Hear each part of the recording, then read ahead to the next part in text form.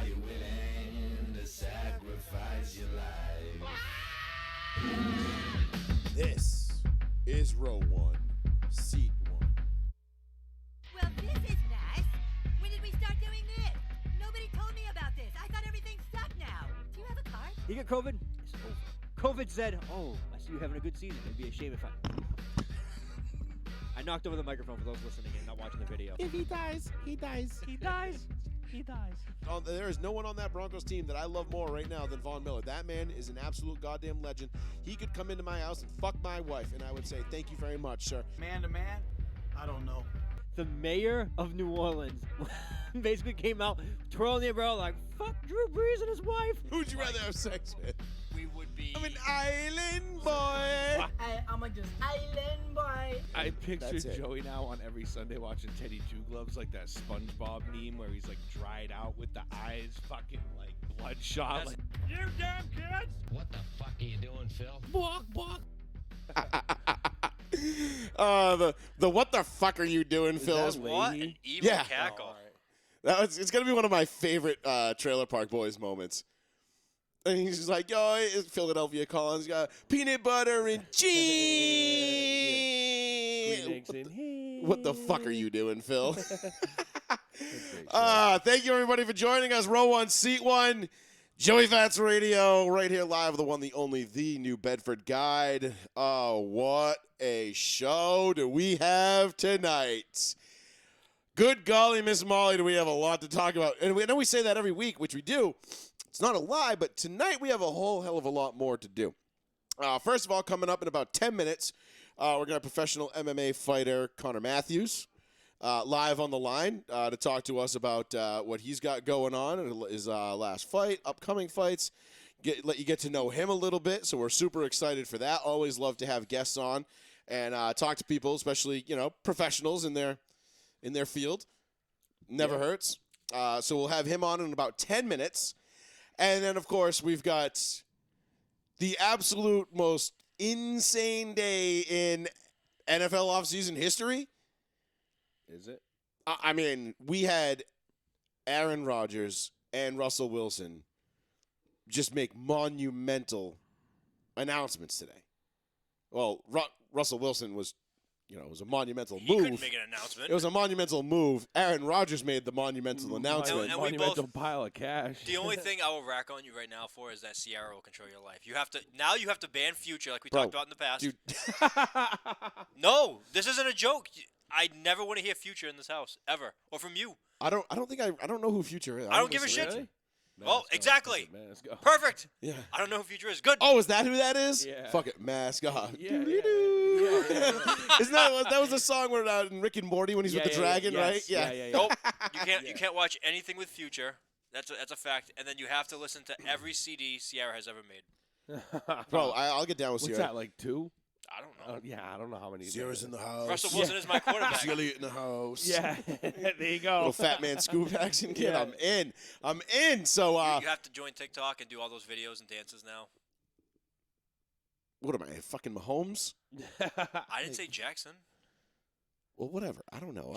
You do the Ciara listen. dances. I don't care. All I know is that the Denver Broncos are finally relevant after 7 long, painful years in which we saw the best quarterback under center was far and away Trevor Siemian at this point. I mean, that's the best quarterback we've had. The second best being Drew Lock. And then, King Case, Joe Flacco, Paxton Lynch, Brock Osweiler. Dude, the Who came plethora of back. shit. Remember, Brock Osweiler came back. He left and came back. Yeah. So we'll get into that. We'll get into Aaron Rodgers. We'll get into everything. We'll give you an NFL free agent preview because, remember, legal tampering starts on Monday, which means free agency starts on Monday. It's not Saturday. I mean, it really starts it's already started. It's already happened. It's already happening right And now. that's how the Patriots know they lost their guy already. They're like someone offered him like $40 million guaranteed. And But we'll get into that. We will talk about Calvin Ridley. I'm going to do a little self-deprecation tonight as well. We're going to rip on the Lakers a little bit and Westbrook. We will get into Disgracing my family. disgracing families. We'll talk a little bit. Shoda. That's disgraceful. Amazon making moves, hiring Kirk Herbstreit.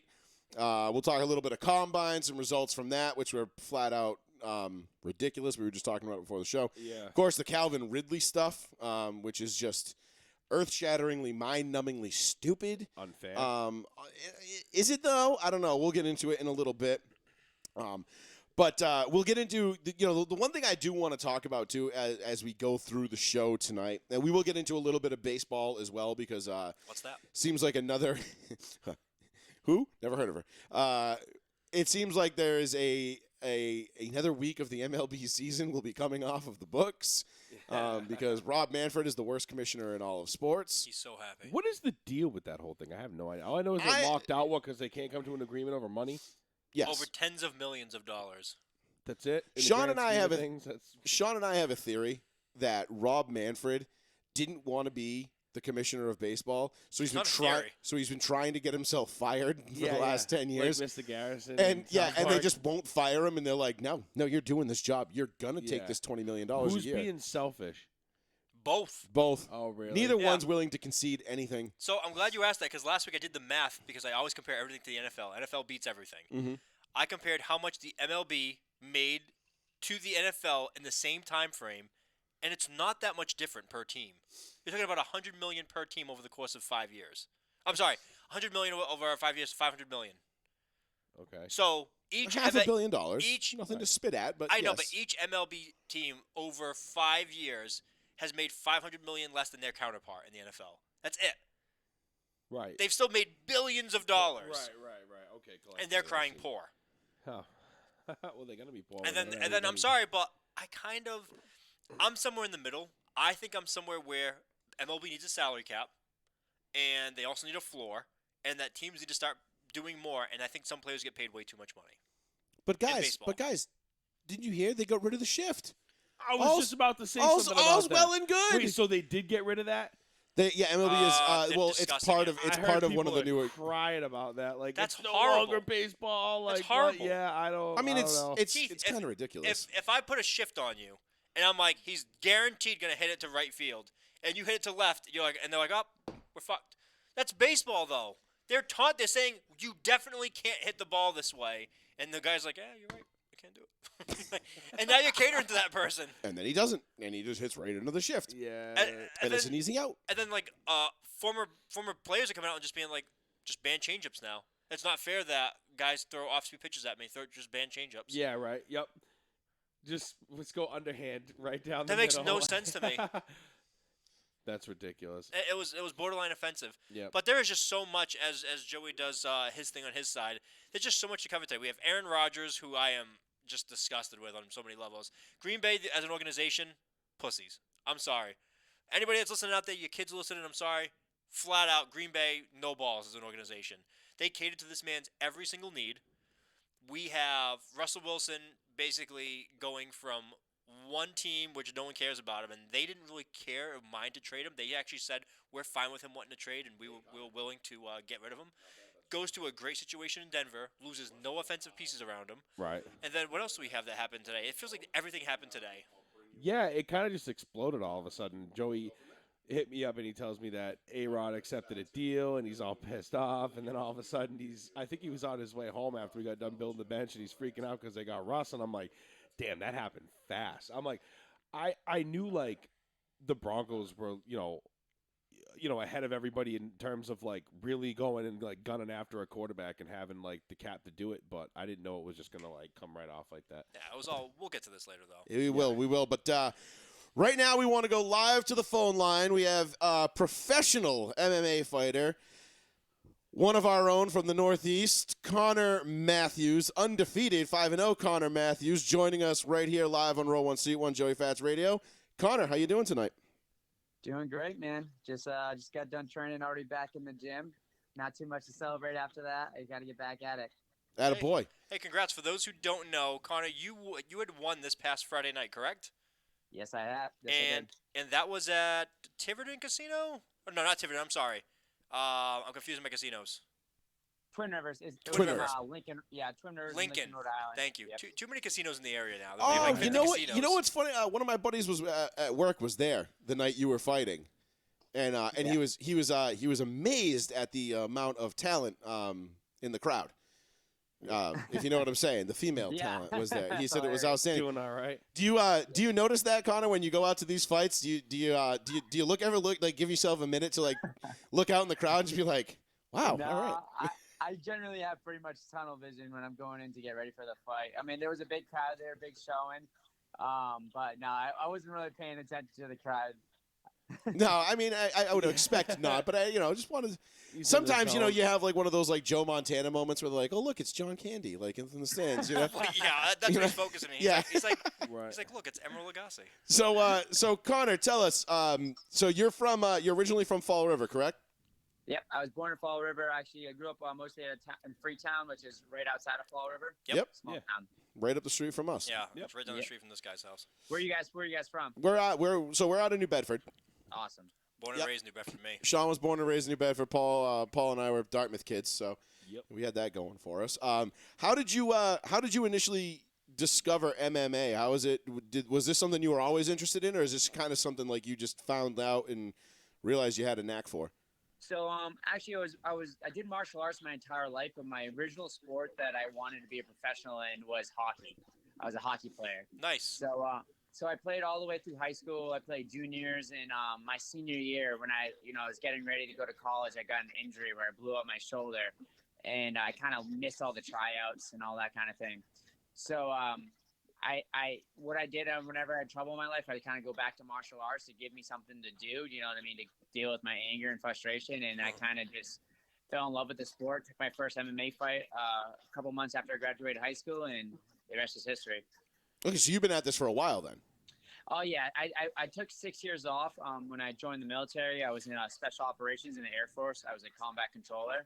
So I did 6 years off. I trained a little bit, but, I was busy with my job, deployed to Afghanistan, and just the training was really intense for that. So, but anyways, yeah, after that, I came back to the sport, and that's when I decided to go professional. Hey, that's badass. So let me ask you. So you went to the military. You were gone for 6 years. Is that what you just said?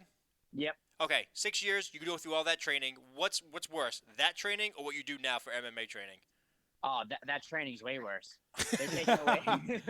They're taking away your sleep. You're not eating sometimes. It's just grueling. You know what I mean? Now I train as an athlete, and it's just totally different. Like as an athlete, you get good sleep. You're always like eating food. You're fueled. It's just a totally different ballgame. The special operations training was a really, really, especially as a combat controller, is really, really hard. They're drowning you in the pool. They're making you ruck for miles, running. It was really intense. Oh, I'd be dead ass. I'd straight up be dead. They drive me in the pool. I'd sink right to the bottom. I'd be like, you won. Yeah. That's why I didn't join. Yeah. That's a different breed, man. Well, first of all, thank you for your service. Yeah, that's wonderful. We all Thank you. we all Absolutely. super appreciate that. What was your what was your go-to martial art when you were in high school as a kid, or what was it? What was it? I mean, I know a lot of guys. It seems like Brazilian Jiu-Jitsu is kind of the big thing now. Is that where you started, or did you specialize in something else first? So I actually started off in like traditional Kempo. That was my original martial art. And then in high school, the UFC kind of came out. And that's when I found, actually, unlike most people who start Jiu-Jitsu and then get into MMA, I started MMA and then got into Jiu-Jitsu. So I just started straight MMA. And then I kind of ventured off from there, got my boxing skills. I got my jiu-jitsu, my Muay Thai, my American kickboxing, judo, and I kind of branched off from there. Jesus Do you have Christ. any one discipline that you find more that you favor more than others? I would say I am more of a striker because that traditionals when I was a kid. But I mean, I love it all, man. MMA is MMA to me. It's all different, just like it's all fighting at the end of the day. But I would say I'm better at my stand-up. That's my like where I'm better than everybody else. So, like another Connor that everyone may know is a better stander. Yeah. Yes, Yeah. exactly. Well, that's the exciting stance. Everybody wants to see the guy. Everybody wants to see the Chuck Liddells, and everybody standing up and striking like that. I mean, that's the more exciting style, if you ask me. I like that better. 100%. So, Connor, you just admitted you're 5-0. For those who don't know, undefeated. Where do you want to be? I mean, is the ultimate goal ultimate fighting? Do you want to stay locally? Like, what do you want to do? What's your goal? It's the UFC. That's my goal, man. Ever since I got out of the military, my life goal has been getting myself to the UFC. So obviously, I had a little late start. I'm turning 29. Oh, actually, I am 29 this year. Happy So playing a little bit to catch up right now. But mean, that's what I'm trying to do right now. Is trying to make it to the UFC, and I want to stay in the UFC. I want to be there for a while. Okay, so let's say you go the traditional route. Let's not. I don't even know if they do even the UFC house thing on Spike TV, whatever the hell channel that was anymore. I don't know if they even do that anymore. Yeah, Let's I forget say what that's called. let's say UFC reaches out to you. It's not Dana. It's whoever the independent guy reaches out to you. They said that you get a fight. Who is your number one person you want to go fight right now that's still active? Oh, you know what? Let's take active off the table. If you could fight anyone ever in any generation in their prime against your prime, who do you want to fight and why? I want to fight Sean O'Malley. He's a one weight class below me, but I feel like he's a big in that weight class, and he'll eventually have to be a 45er. Really? He's below you in weight class? He Yeah, seems He's much a tall, bigger. lanky kid. Yeah, I know. He fought my friend, actually from Fall River, Chris Montino. I don't know if you guys saw that fight. Yes, we did. I was actually going to ask you if you knew that kid. We give that kid a lot of goddamn yes, I credit. do. That was one of the most, just as a quick sidebar, I don't mean to interrupt you, that was one of the most amazing fights I've ever seen. That kid Mutino has one hell of a fucking chin on him. Jesus he does. Christ, dude. Chris is tough, man. In the gym every single day. He's actually fighting this weekend, so shout out to Chris. He'll be fighting, it's this Saturday. But toughest kid I know, and he's got good hands, and he's going to be a lot better for this fight coming up. But anyways, actually, I've had two of my training partners fight him, and I think I see a little bit of payback. I want to take that kid out. I like it. Nice. I'm looking forward to that. Dude, Sean's a tough fight. I was saying he's a really good fighter. I mean, so just full disclosure, Connor, I am a complete noob when it comes to MMA. Like I don't know much about the sport other than the big names and the big fighters and things like that. So so this is very exciting for me because I like talking to people about stuff I don't know. I like asking questions. I mean, so if I come off as sounding like a total dipshit, it's because I am. I'm completely ignorant to a lot of this stuff, but I know basically, I know your basics, but what does it take for you to how do you get to fighting Sean O'Malley? Do you have to qualify to get to him? Like, is there a tournament type thing? Yeah, that was kind of my question. Is this like a Shaolin or something there, or Shao Kahn? Or it's not Mortal Kombat. Yeah, it's not. So unlike there is promotions like the PFL, which do like tournament style, and but the UFC doesn't work like that. UFC, they have matchmakers that work for the league, and they kind of just match you up. And it's really depending on what's going on. So let's say Chris Montino, he was fighting in the same local leagues I am, and just got a right time, right place. They needed somebody fast, and he was ready. And they just asked him if he could come up and fight Sean O'Malley. So it's really you never know. It could be there's fights that make sense that lead people that are easy to promote.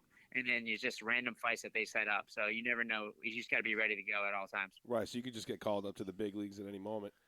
Exactly. Now, would they end up calling you up, you got the call, your buddy gets his first round up? It wouldn't be somebody like an Aldo or like a Holloway or somebody like that. Would it be more of a lower ranked guy, or does it not matter?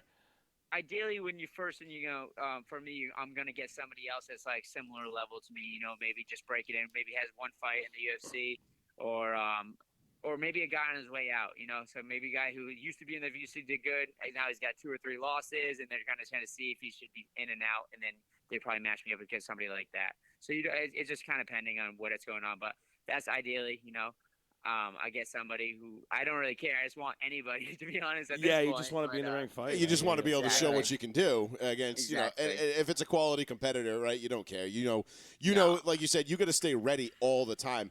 Does that ever Exactly. does that ever stress you out at all? Where you're constantly at the ready, or can you kind of credit your military training to that mentality where to prepare for to ensure peace is to prepare for war kind of thing? Yeah. Honestly, so it's I think it's because my military career and what I did before, it's kind of easy for me now. Now the way I celebrate is maybe after a fight, eat some bad food and pizza. And when I was in the military, going out partying with my friends and stuff, I'm kind of I'm kind of getting older and more mature now. So it's easy for me. I get the highs from fighting and winning, and then I'll take a week off of training after, but then I'm just right back at it. I didn't even take a full week off this week. Jesus Christ. Got it. I love that grind, dude. That's good for you, man. It's Because a I full don't. time job. I know, like me, like I go to the gym. I have one good session, and I'm like, all right, 5 guys, let's do this. Like, I love Five Guys. Too, dude, so I don't seriously, I've had blame it like you. twice in the last like 6 days. Hey, So that's my thing now. It's like I get myself back with just food. You know what I mean? I spoil myself with some Yeah, you Five gotta Guys or unwind. steak and cheese or something like that. So. but shouldn't that like kind of like equal out though? Like I understand like it's like your cheat meal and you're getting ready for it, but like you just gave yourself a massive calorie deficit training up to this fight. Your calorie deficit during the fight must be extreme. Like even after you have that fight and you eat all that, your body's like, shit, okay, I'm still I need dehydrated more. and I need it needs more. Like don't you eat for like that for days, like in a row after that to kind of like recover? Absolutely. So like I fight at 145, but I walk around at like 65 or even higher. So like when I'm like the week after I weigh in, I swear to God, it's like I can't stop myself from eating. All I want to do, like I can't put myself up no matter what I do. I'm just slamming. Like I just always have the urge. But you got to watch out because you can continue and just get too fat. So I know the put a feeling. cap on it eventually. Right. So wait, you just said you walk around 165, Yep. you fight at 145. Yep. When do you cut that 20 pounds? A week, 2 weeks, 3 weeks before? Like when's that time frame before? So 10 days. So I like a 10 days of dieting, and that's how I make 45. So it takes like a week and a half. And as my meals get smaller as I get closer to the fight, and I do this thing called water loading, which helps me, when I do cut the water, it's like you flush all the water out of your system, Fucking hop hell. in the sauna, and that's it. You get that Gandhi lean look to you. You're just like Oh, hella, Jesus. hella vascular, and you're like, oh man, maybe I should get on stage at the Olympia. Like, You gotta cut everything. yeah, it's making the weight. So like as soon as you weigh in, like, is there like a grace period? Like, do you have to wait? Like, you weigh in, and then like, do you have to maintain that weight for like a day or something, or can you just start like pounding cheeseburgers right after that? Well, you don't want to pound cheeseburger. You want to put like good stuff in you, but yeah, I make the weight and I have like 24 hours. So usually I do like a weigh-in like 11:30 on like the day before, and I don't fight until like 8 o'clock the next night. Yeah. So like I have over 24 hours actually to put in all that size. So when I step into the cage, I'm like back to 165 pounds.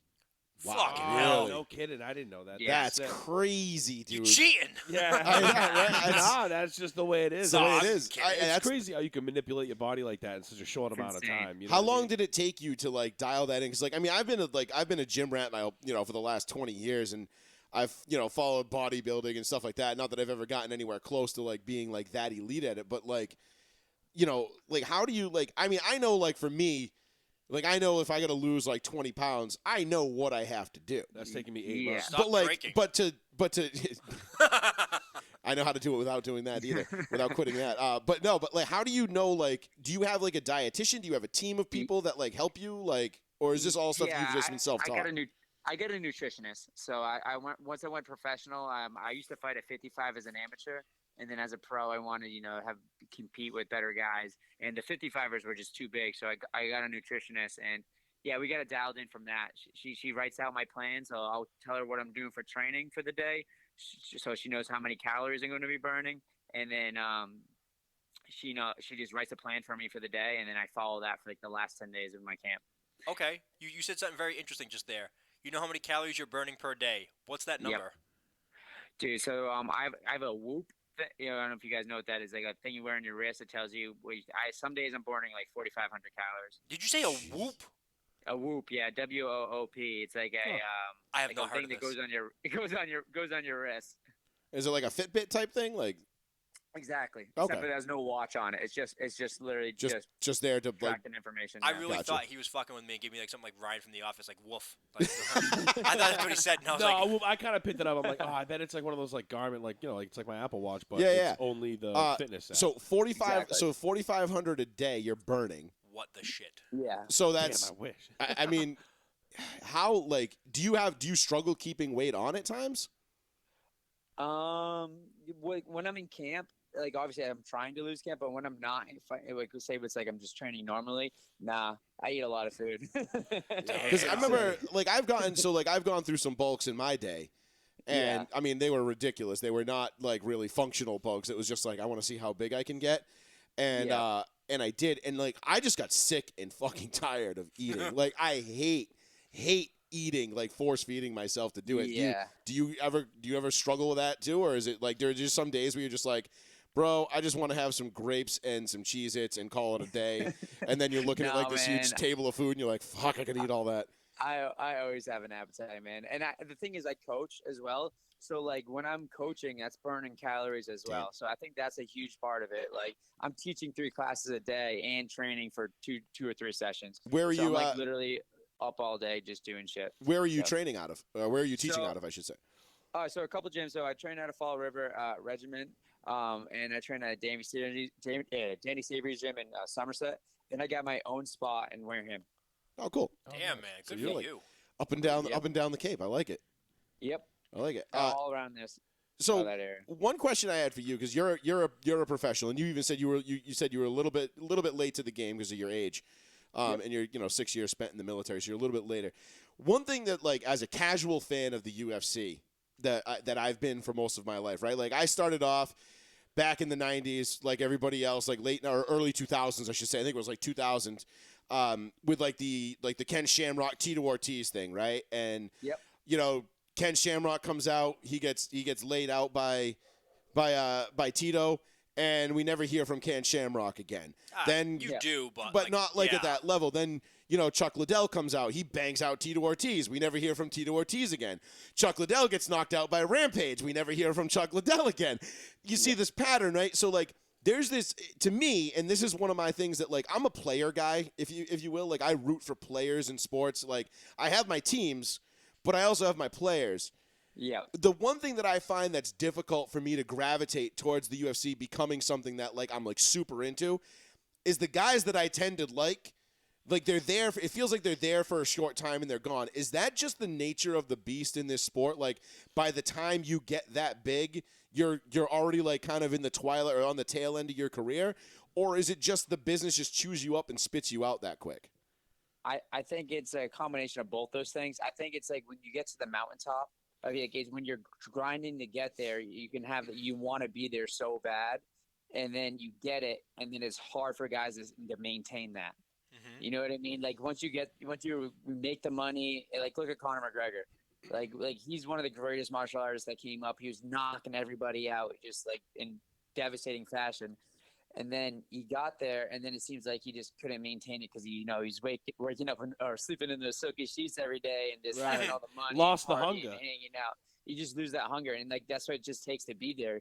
So it just takes a certain kind of person to maintain there, And there are some people that do it, but they gotta really love the sport. Yeah, there's been a couple. I mean, like GSP was like he was around for a long time. Anderson Silva. The Spider was there for a long time. I'm trying to think of like other guys that lost, came back.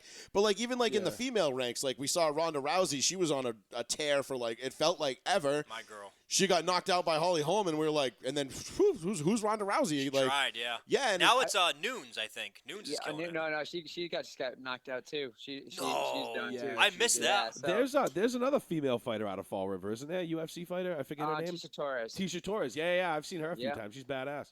Saw her train. She trained with her a couple months ago. She was up here visiting. Oh, nice. But I think another thing is the evolution of the sport.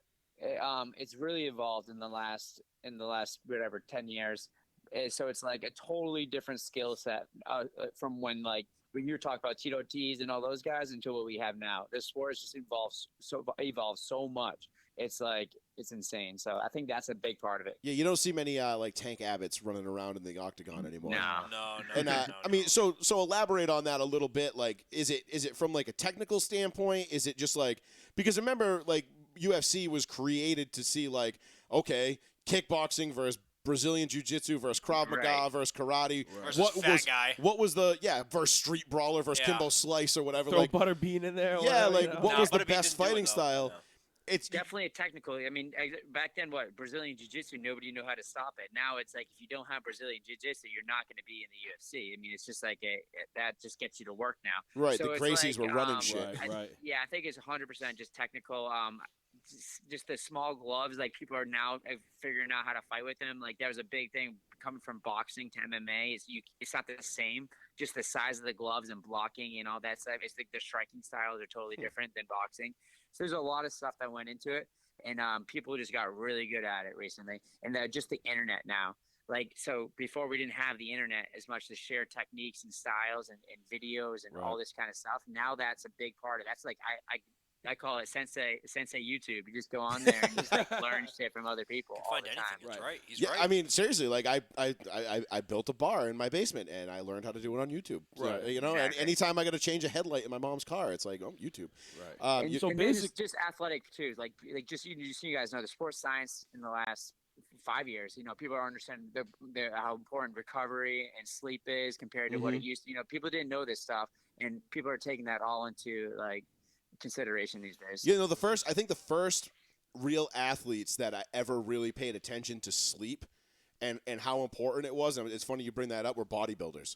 You know, those guys, I remember those, like, if you read, like, Arnold's Bible, like, that was, like, sleep was, like, he preached sleep. Like, you had to get 8 hours a day. You know, do you, obviously in your career and what you're doing now, you're a pro. Yep. Is that something, like, you're like, okay, like, 9:30, like, I'm in bed. Like, I got to be. Yeah.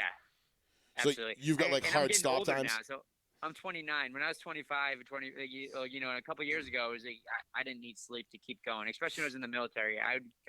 We'd be out in the woods training all week, not sleeping, come home, party all week, and go back and be fine. Yeah. I can't do that anymore. It happens fast. I need my 8 hours, 9 hours. You know what I mean? No pun intended. It happens overnight. Yeah.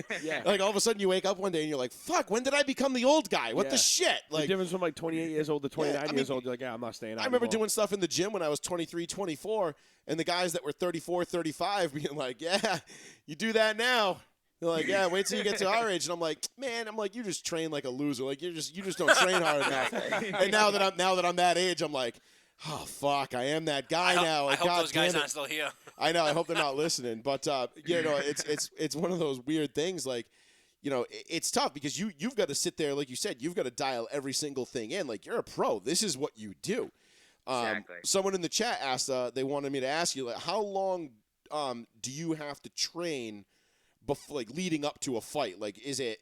Do you get is that something you can negotiate, or is that something that like you said, like, you just kind of got to be ready all the time? Like, so it's like, ideally, if somebody was going to be like, you have a fight in 8 weeks, that's what a general, like, a fight camp would be. But that being said, like, I can't be picky where I'm at in my career. If somebody needs me to fight in 3 weeks, I'm going to take it. You know what I mean? Right. I have the skill sets right now where I believe I can fight at the top. So I should beat any of these local guys.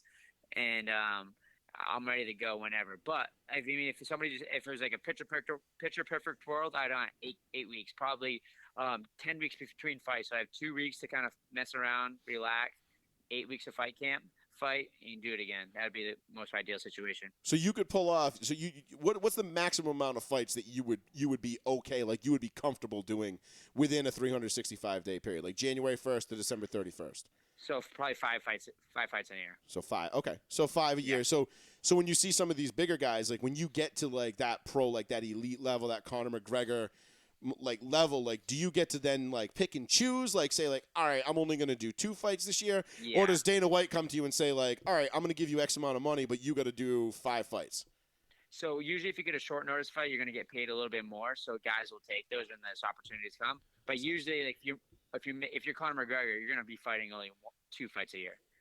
You know what I mean? The build up and all that kind of right, stuff. Because you need the hype, right?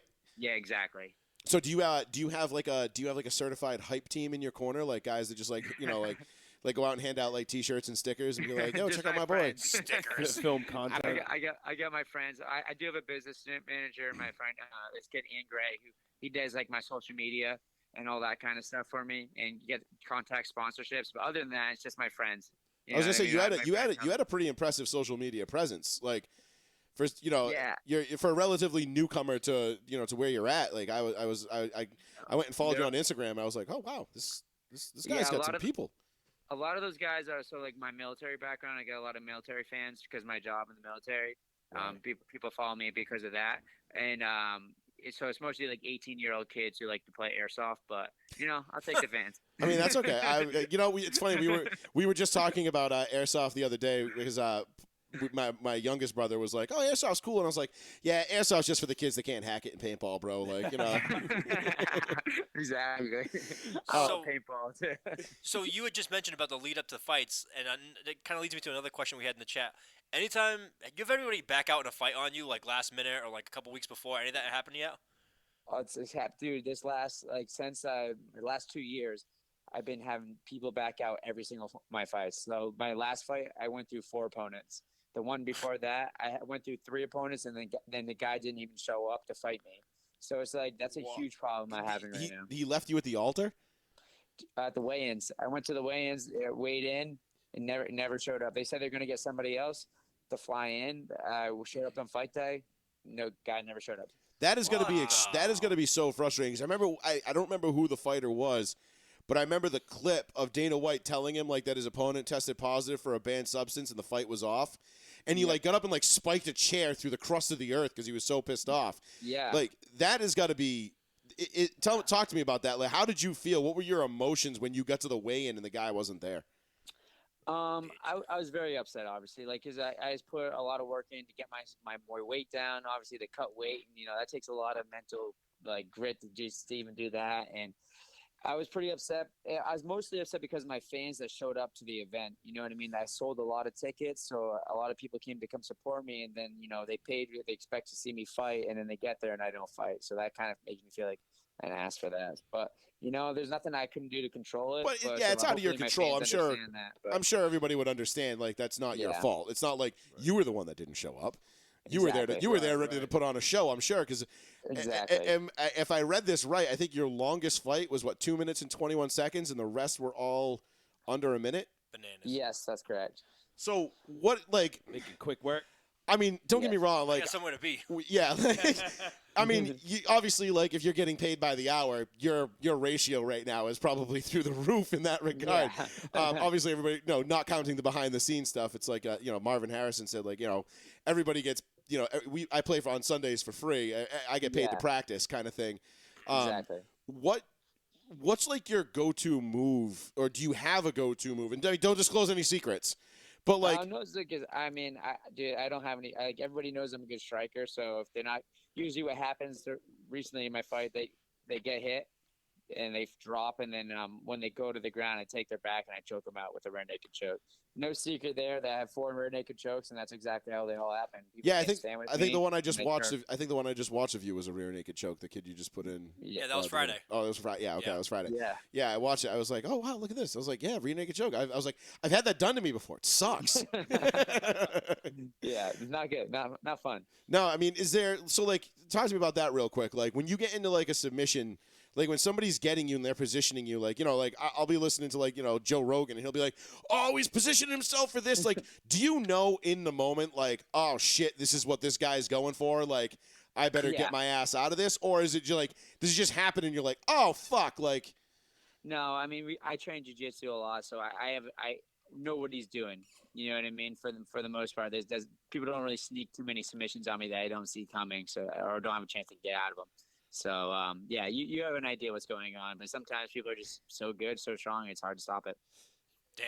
Yeah, I mean, have you ever gone up against somebody that you were just like, I know you're undefeated in your pro card, but like, have you ever gone up against somebody and been like, damn, like that dude was a beast. Like I was kind of not lucky to get out of this with a win, but like you Yeah. felt like fortunate that you got out of it because you were like, damn, if I hadn't have done that, like, and this had gone the full 3 rounds, I don't know if this guy was like super strong, might have actually got me.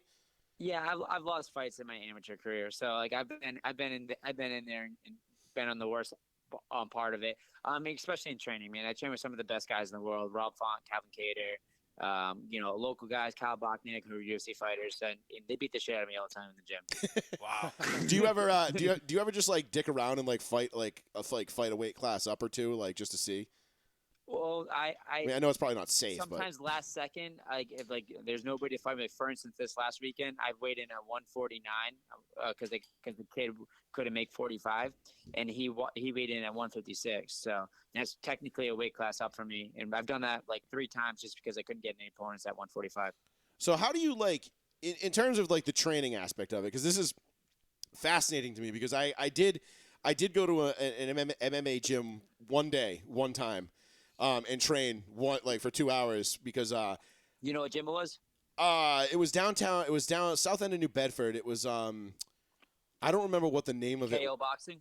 Yeah, I think it was actually that one. Yeah, I trained there too. Yeah, I was there one day, and there was this kid, and he was like 400 pounds, and he was like cutting weight, and he was Yep. using MMA as his weight loss tool, which I thought was super rad. And a good buddy of mine was like, "Hey, like, have you ever thought about doing MMA?" And I'm thinking like, all right, maybe this guy, like, I don't know, like, does he see something in me? Because I'm like, I'm not a fighter at all. Like, I can't fight my way out of a wet paper bag. No, he was just trying to coax me down there because they needed somebody big enough to spar with this kid. and I went down there. And I'll tell you, like, the one thing that stood out to me about, and the reason I could never do this sport, like, we're training, and I got punched in the face, and, like, I wanted to rip this kid's throat out. Like, he didn't even hit me hard. Like, I'm just like, getting punched in the face is not my thing. How do you adapt and get comfortable, like, just getting, like, knocked around like that in training? Like, like, obviously, you got to learn to take a punch, right? Like, you're never going to – that's what you do. You get punched in the face. Exactly. I don't. It's not emotional for me at all. If I get punched in the face, it's probably my fault for getting punched in the face. Is the way I look at it, because I messed up. But yeah, that's not something I really. It's at this point, like, I'm just used to it, I think. But it's probably not a good thing. Are there any like are there any Lions dens still left? Like, you used to hear about, like, you know, like the Huntington Beach Bad Boys and all that, like. You know, like, we were like, Ken Shannon, like, oh, you want to train MMA? Like, you want to train? All right, cool. And they would just throw you in the ring with the best guy and let him whoop your ass. And then, like, if you decided to come back, like, cool. Or is that, like, are those days dead and gone? Those days are mostly dead and gone. Like, we don't do that. It's just it's pretty messed up for if people do that. I've heard of that. That's kind of like a boxing gym thing you see, but like MMA, not really. You know, on Saturdays we go in there, we fight each other as like professionals, but we don't just send any. A civilian in there. Right. Yeah. We're not just sending any schlep in there to go fucking spar with somebody. Right. You know, what did Vin Diesel say? You don't hop in the ring with Ali because you think you can box? Like, no, I'm sorry, dating myself. Yeah, there. I went to TNT kickboxing for a little while back when it was open in New Bedford, and I had to go there for like 6 or 7 months before they even decided to take a look at me to, like, teach me anything. So, like, you got to go a shitload. Yeah, you get a good amount of training. You know what I mean? I guess before you start sparring with dudes, they didn't just throw you in there. Yeah, definitely not. Like, as a coach now, like, I'm not gonna just do that to anybody. You know what I mean? It's bad for clients, anyways. You don't want somebody just coming in there to learn how to fight and then just throw them in there. They're gonna get, and I just don't. They go home with a broken nose and they're like, all right, I'll see you in 6 months, I guess. Yeah. Like, maybe it's not a great experience. No, it was fun though. I did enjoy, like, the I loved the idea of doing it. It's just I'm one of those people, like, I like, if I hit my head too hard, I just see red. And I'm like, I'll hit my head on, like, a cabinet or something, and I'm like, I'm gonna fucking tear my whole kitchen to shreds. Like, this kitchen doesn't stand a chance right now. It's funny you say that. When I say that all the time. Like, if I stub my toe or, like, hit my head on something and I'm not expecting it, I get pissed. I'm just angry. But if it's fighting, I'm not emotional at all.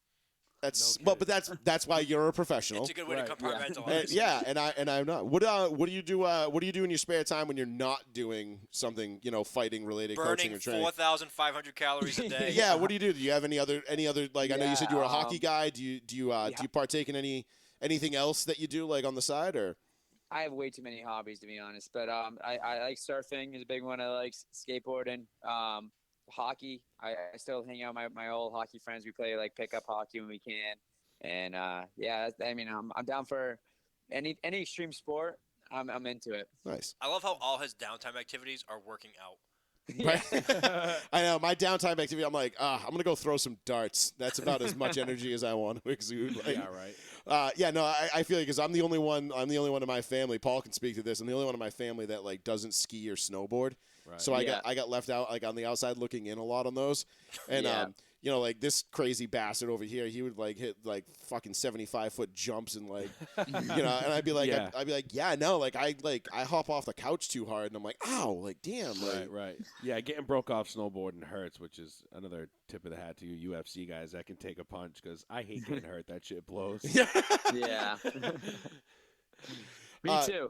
Yeah, right. Right. That's why you try and be on offense. You know, Connor, when's your next fight? What's your next event? Do you have anything on the schedule, or is there anything you're looking at right now or eyeing up? So we just had this fight. We're gonna talk to my coaches and my management, and we're gonna see what's gonna be going on in the future. Obviously, we're trying to get to the UFC this year. Contender Series, which is like UFC, Dana White's Contender Series. If you fight in there, sometimes you get a contract, or we're looking at that for the summer. So Nice. we'll see Dude, what that'd be happens. sick. Yeah. That's awesome. Is that the TV show? Or no, I'm sorry, the Contender was a boxing show, wasn't it? Yeah, there was a boxing show, but the Contender Series is it's a The a Illis show. theme song. It's like every week for in the summer. So Oh, it's all right. like it's like every Wednesday night or every Tuesday night, I believe. And they have like 5 or 6 fights. People fight, and if they put on a good show, Dana White will give you a contract to fight in the USA. Have you ever met Dana White? I have not. No. No? Is that something like, are you looking forward to that? Like, is that something like Yeah. you like kind of like daydream about a little bit? Yeah. Absolutely, man. I can't wait. I mean, that's my life dream and goal is to make it to the UFC and fight there and be a guy in the UFC. That's so absolutely. I've always wanted to meet Dana White too, just like for completely different reasons than you, I'm sure. But Yeah. I always just wanted to pick his brain and be like, so how did you have this vision? Like, tell me everything you know, brilliant businessman. He's a big drinker, just bullshits. He says it all the time. Yeah, exactly. And it's cool. I He's a can do that. Boston guy, so you Yeah. know what I mean. I think He's a Boston guy, yeah. on that Oh, level. wow, no shit. I Yeah. didn't know that. He was always hanging out with Gillette Yep. before they got big. Oh, word. Yeah. Oh, that's fucking rad. That's super cool. Yeah. So Yeah, no, that's Definitely. that's fantastic. So, well, we'll be looking forward to that, dude. I'm definitely. You definitely gained at least 3 fans. Oh Absolutely. yeah, Right now. I can't wait to watch you next. Yeah, fight. Appreciate I'm you looking guys. forward to it. Thank We got you. a couple of guys in the chat room right here saying, they were at your last fight, and one of my buddies, my buddy 20 ounce from softball, he says I was drunk and getting wild out there for you. So, shout out to 20 ounce. He was having a good time, man. that's awesome. But Con, anything you want to plug before we let you get out of Absolutely. here? Plug away all your social media. Your social media, your businesses. Absolutely. Follow me on The Controller MMA. That's my Instagram. So follow me there. I have some stuff coming out. So once I do, if people want to buy shirts, hats, all that kind of stuff, it's coming out soon. And I just opened up a gym in Wareham called The Controller Proving Grounds. Anybody looking to learn all levels, welcome. Kids, starting from 8 to 12, and then above that, 8 to 14, and then above that's all adults. So come in kickboxing and no-gi jiu-jitsu. No shit. All right, man. Well, we will definitely be pushing your shit on our end too. Hey, when I show ends tonight, I'm gonna go find all your stuff. I'm gonna link it up on our page and I'm gonna share it. So that way, All right, if your awesome. social media team wants to share it or reshare us, whatever you want to do, but just to get the word out there more for you. Appreciate it, man. Thank you guys. I really appreciate you guys having me on the show. Hey, thanks for Connor, joining us. listen, man. We look forward to having you back on Yeah. again, man. Yeah, This come back is- in the this- summer. This would be awesome. Yeah, this We has been will. this has Hey, been we'll really get- fun, man. After I get that contract, to come back on and talk about it. All right, Yeah. Yeah, boss. believe me, we After will. you beat Jose Aldo's ass. Yeah, Fucking Jose. I'm looking forward to that O'Malley fight, man. I can't wait. I'll have that one circled on. I will definitely be taking a day off for that. So, Thank you guys. Take it easy. all right, Take bro. it easy, Thank man. you for the Thank you. thank you for your time, man. We appreciate you. All right, bye. Take it easy. Connor Mathews, ladies and gentlemen. Yes. Hey, what a nice young man. What I a- know he said he said he's getting old, but he's 29, he's still young. I mean, he's a few years older than the rest of us, but Yeah. you know, he's a young man busting his ass out there. Hey, good for him. Good as long for as, him, man. As long as fight 2 minutes. 2 minutes and 21 seconds. Okay, I've peed longer than that. Okay, so Facts. This I man, I have been known to Austin Powers the Yeah, shit out he's- of a morning piss. So. This man- Finishing people quick, this man. man is this man's like, I have a show to watch at 10. Actually, his bed is early. His bed is 9:30, so he had to go off the show. Like we took him on too long.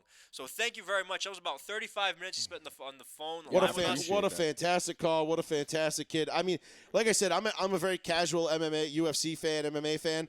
I will 100% be like this kid is now Connor Mathews is now my boy. Like that's my dude. That's my new favorite guy. Connor Who I in can UFC, say I know, can say for like sure. I've been watching him since he was like 5-0, like 3 years ago or whatever. Like that's Yeah. my dude now. Like Right, I can be that guy because I know somebody now before they got like super huge. Right, right. You know? You should have asked him, are you any bit Irish so I can sing you the Conor McGregor song and just put your name in There's there? only one Connor Matthews. You've heard that song, Yeah, right? No. Fucking hell. No. Oh, we got to You know what? You know what was funny uncultured that, hey, piece you know of what was shit. funny that kind of dawned on me was his nickname's the Controller, but he was in the Air Force. What did he say he was? As a controller. There's a controller. Yeah. Yeah. So I was like, oh, that's where that came from. Oh, I get it. I was Yeah. like, yeah, it just like dinged in my head, but the conversation was going. I didn't say anything. I was like, no, I'm just gonna stop the After he conversation. hangs up, that's where he got it from. Yeah, yeah, yeah. So I that's wasn't where just it gonna be came like, from. oh, hey, by the way, you know what I mean? Outstanding. What a great interview. Can't wait. We will piggyback off that for the rest of the show. If you have any questions, comments, concerns. Concerns? I don't know. Yeah, I can't would wait like to see to, his I would fight like now. to fight this man. Yeah. Well, here's You want to fight this man? Hey, listen, O'Malley. Listen, bro. He called you out right here on Row 1, Seat 1, March 8th, 2022. Didn't O'Malley also? Isn't he also a mask guy? I'm pretty sure O'Malley is. He was I know locally. Mutino was the kid with the Or am I mixing it up? Maybe I'm thinking about him, the green-haired kid, right? yeah, he was that kid. That was the kid that O'Malley We had fought. like a 30-minute show talking about that kid. Dude, that was crazy. I was floored. He said, Connor said he was a tough fucking dude. There is not I don't doubt that for a single second. Yeah. I watched that kid's head snap back, and I'm like, oh, that's got to be the one. I'm like, how is he still on his feet? I was like, I would have just been like, I'm done. Yeah, no shit. I'm done. Fuck this. I'm done. I'm like, I'm not doing this anymore.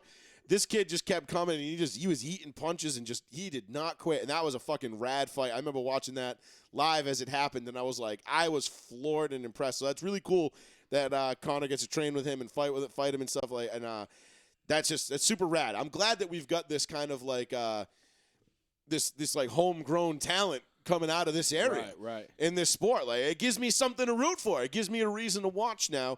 And the UFC just gained another, maybe somewhat more than a casual fan now. I'll definitely be tuning into Connor Mathews fights. If you want to give us a call, give us your thoughts on the interview, anything you want to talk about, 774-992-8702. That is the phone number. We still got a lot of NFL to get into. Oh, boy, do we got NFL to get into, boys. Boo. Do we have NFL to get into? I almost asked you today at lunch. I was like, did you talk to Sean yet today about the whole thing? I did. So we'll be piggybacking off that interview for the rest of the show. If you want to call and comment on it, by all means, please do so. Make sure you give us a like and a share. That way you can share. Also, give us a like and a share, and share the interview for our new CES 5-0 fighter, Connor Mathews. Absolutely. Yes, do it for him. If you're not doing it for us, do it for him. Yeah, the hell with the us. kid We fucking suck. deserves it. The man works harder. He might be the hardest working man that we had, of the four of us. So, Fuck you. I mean, well, I can only speak. I can speak for Paul and I. Yeah. We don't do shit. I work all the time now. We get paid to do our job is funny because we get paid for like the 2% of the time that we actually have to work. Nice. The other 98% of the time, they're just paying us just in case. We're just paying you to be here just in case. So anyway, but give us a call, 774-992-8702. Also, if you're listening on Mixler or if you're listening on Facebook and you don't want to tie up your device with having to keep Facebook Live open, www.mixlr.com/Joey-Fats. Link is in the description. You can click that link. Boom, you get a live feed, audio only. It's in sync with this. We will be up on Spotify, Apple Podcasts, Google, everything, wherever you get your podcasts from. Google. What did I say? I meant Amazon. Same thing. Amazon. Wherever you get your podcasts. If you do listen to us on Spotify, there's a new feature on Spotify where you can rate podcasts. If you don't mind giving us a click, giving us a 5-star rating, that means a lot for us. That helps us. Helps our algorithm, helps us get shared to other people outside of our market that might end up listening to us, and obviously that does good things for us. Let's get into the NFL, boys, because Let's get into the let me tell you, gents. No, first of all, we're not starting Denver, so no. Give me Russ or No. give me death. Nope, you can't start with Russ because you have to start with what started the day. You mean when I was irate? Ask Paul. Yes, he was. I was pissed. Fuck Aaron Rodgers. Fuck you. I hope you go 0-17, you fucking worthless piece of shit. I got the text later You in the day. one and done ass motherfucker. Fuck you. 2 hours later, it was all right. Now- I don't hate Aaron Rodgers Now, the anymore. reason we have to start with Aaron Rodgers first is because he is the domino chip that knocked over everything else happening. So Right. let's back up to last week's show because I did say that we would have Aaron Rodgers news by 8:30 tonight. Bingo. By the time we get on the air tonight, I said we would have Aaron Rodgers' answer Yep. by today. Bingo. Okay, so I called it to the day. By tonight, actually. Yeah. I said by 8:30. Yeah, you said by today. But Well, you meant by just today. Tonight, But yes, by tonight. By the time we came on the air to give you this glorious radio program, we would have the news of what Aaron Rodgers was going to be doing. We did. unfortunately, and if you remember me saying, I was starting to lean more towards him staying in Green Bay. Not me. I was starting to lean a little bit more. I was still 51-49. He was coming to Denver, but there was that chance of him staying in Green Bay was growing for me. I didn't think he was going to stay in Green Bay. I didn't think he should have Not even stayed. close. I don't think he should have stayed in Green After Bay. the little stompy feet, pouty bullshit he pulled with Green Bay and their blah, blah, all this shit. I don't know. I kind of lost. No, I don't want to say I lost respect for the guy. I can't say that. He was He's leaving just a fucking douche. He was leaving the stadium blasting Jewel and Alanis Morissette CDs in his car, like being so sad and depressed, like just driving away. that was his mood the whole last season. Every week he's like, "This is awful." He was I just hate it listening here." to breakup songs the whole ride home after they lost to the Niners. Yep, absolutely. He was The whole time home. that guy that went into the bar and just like played all the sad songs in the jukebox. He's like, dude, we're all trying to have a good time. We get you're going through something, but can you listen to that shit at home? And then in the rebound, he puts on the "Wake Me Up Inside" song. But listen, After he went on his 7-day shakakaka cleanse or whatever it was. I'm gonna say this right now. Shakakaka. Absolute worst decision by the Green Bay Packers. First of all, they showed their hand that they have no balls. They allowed Aaron Rodgers to bully this whole organization Facts. to keep him at the largest contract and guaranteed money in NFL history. Yeah, Green Bay looks weak right now. And he said, you're also keeping Devontae Adams too. So now you're talking about 37% of your cap, your new extended $208 million, whatever the hell it is, cap. 200 flat. Oh, that's right. They bumped it this year. 208, whatever it is. Yeah, it was down. Then it was back Biggest up. cap Right? increase. What was it? 190. Biggest 184, I believe it Oh, was. Yeah, but it 184? went down because of other things, because of COVID. Now it's going back up. 37% of your cap is going to get to 2 players in the NFL. Shit, dog. That ain't the way to win a championship. The Packers are dead. They are, okay? They are not winning a Super Bowl. Ever. Not this year. Ever. Maybe next year because the cap goes up again. Mark it right now. 4 years from now, when Rodgers retires because he's going to suck, he's won nothing in those 4 years. That team is going he'll to have suck. the most agree. MVPs. He'll probably beat Peyton for most MVPs in the next 4 years. Yeah, most likely. He'll get another 2, right? 1 or 2. He'll tie anyway. Who cares? You would hope. But that's what I'm saying. That's all he's going to he get. controls the GM now. He's going to say, draft me this player. Draft me all offense. Well- you're going to have a slick offense and no defense. In his defense, do you really want Brian Gunst fucking running the show over there? Like, this is the same guy that instead of taking, T. Higgins or your boy Pittman, they took Jordan Love. Like, that was that draft. So Sure. instead of spending a pick on, an impact player, a wide receiver, somebody that could have helped the Packers win, they were game planning for Aaron Rodgers' replacement. And that pissed him off royally. So Gunst had no choice but to basically bend the knee, succumb to whatever Aaron Rodgers wanted. Otherwise, he was going to be run out of town so fast. If Aaron Rodgers had come out today and said, I am leaving, I'm going to the Denver Broncos, a trade has been facilitated, I'm leaving, the Green Bay faithful would have all gone like this. They'd just been like, rated Brian Gunst. They would show up to the stadium with their worthless I own stock ticket and be like, I want my refund. Yeah. And they would say all the crazy shit. Everybody in Green Bay, we did it. We won the Super Bowl. Everyone in Green Bay loving this move. They're like, pay him $600 million for I give a shit. Yeah, They just don't. bring They him don't. back. They I don't know, I care. know. They're like, he's our father. Like, I don't get it. I would laugh my ass off, and obviously this is fast stretch, but if Aaron Rodgers was so pissed off at the Jordan Love draft He was. that he was just like, you know what? Fuck this kid.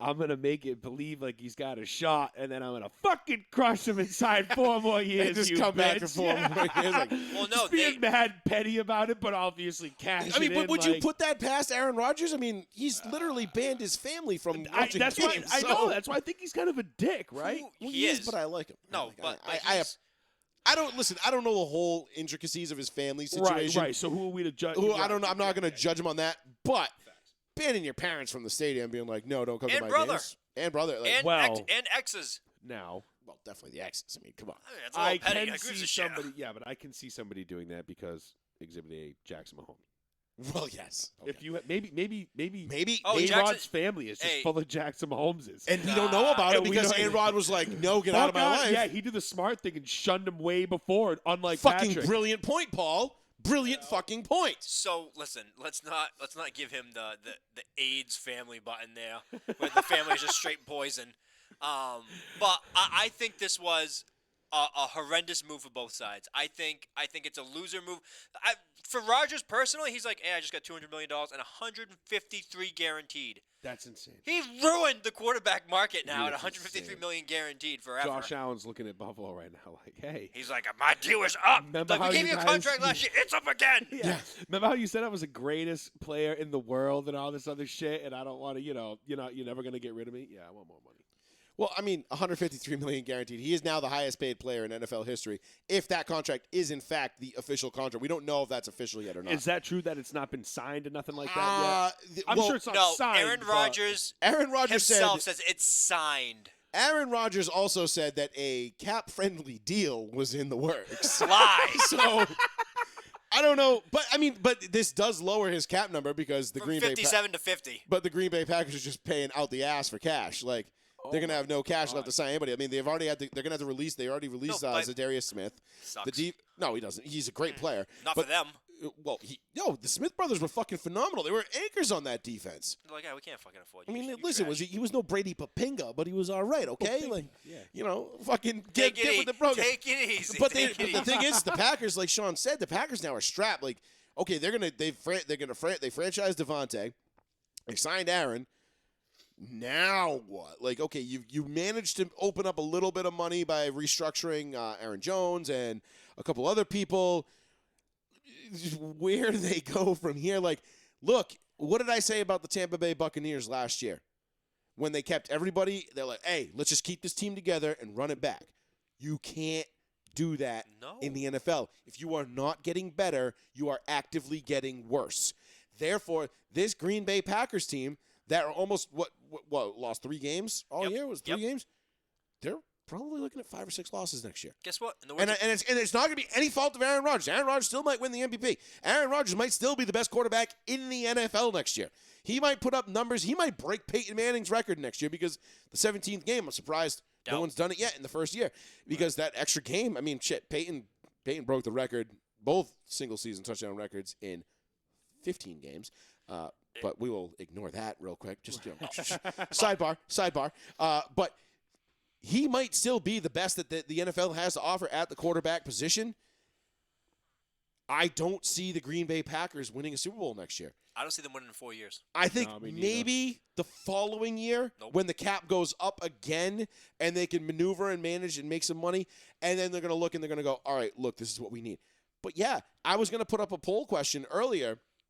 I didn't have time because we were building a fucking bench at this kid's house, and I didn't really – and I thought about it, and I said, as we were building the bench, it's probably why I fucked up and measured wrong 3 or 4 times.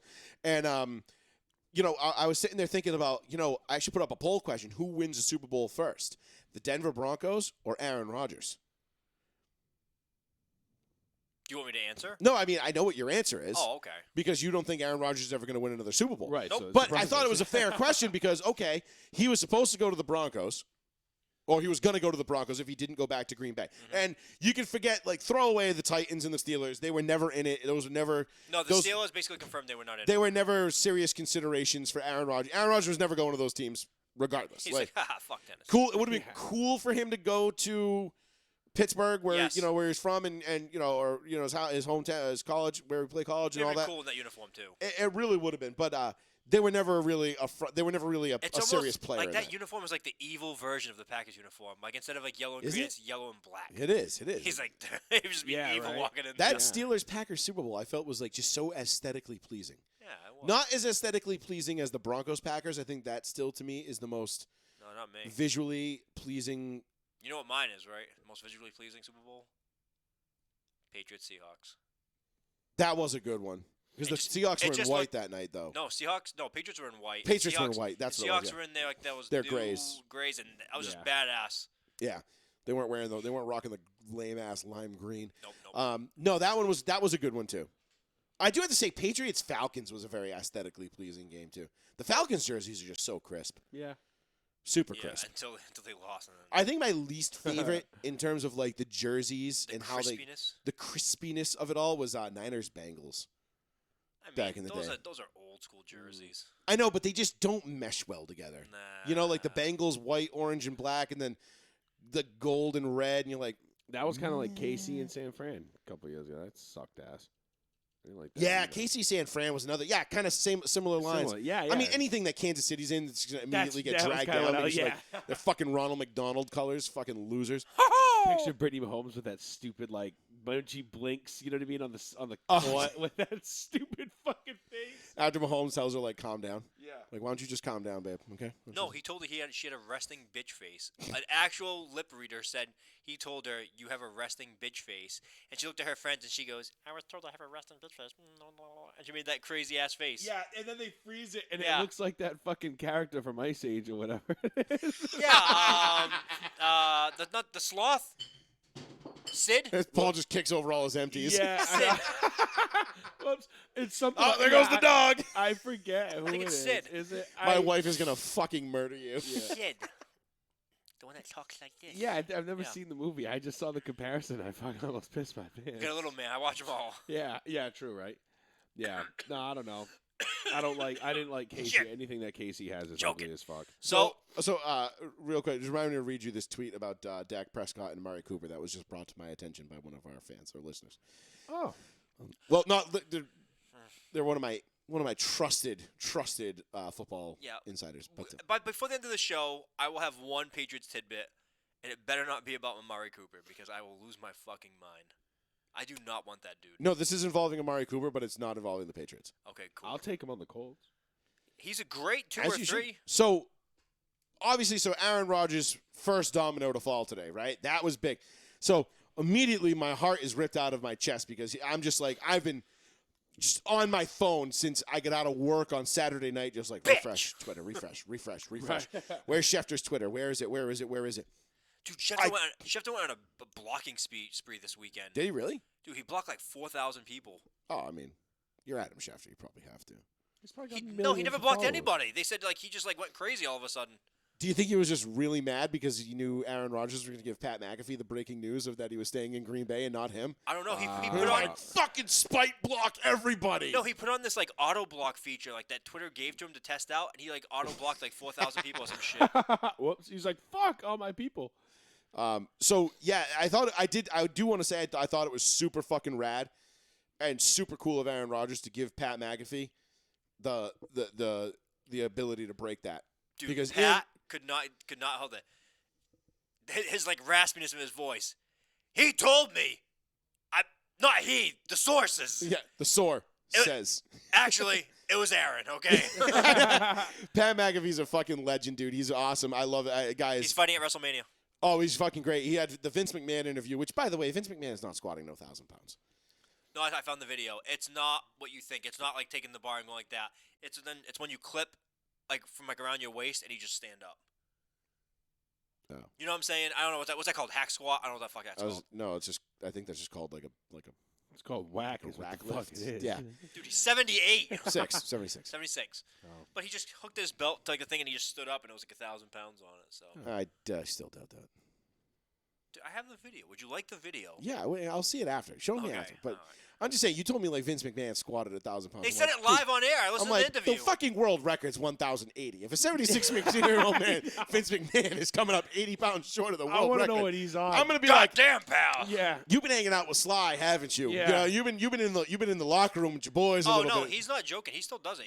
Oh no, I know he's in there. I know he's a workout warrior. Like that was one of the things. Like He still does shit. the Vince McMahon interview on the Pat McAfee show. If you haven't listened to it, I mean, first of all, don't go right now. Listen to us first. Yeah. But you know, in your free time after you're done liking, sharing, and listening to our interview with Connor Mathews, professional UFC fighter, you can go ahead and listen to that. But it was a fascinating interview. Vince is positive he's living to 100.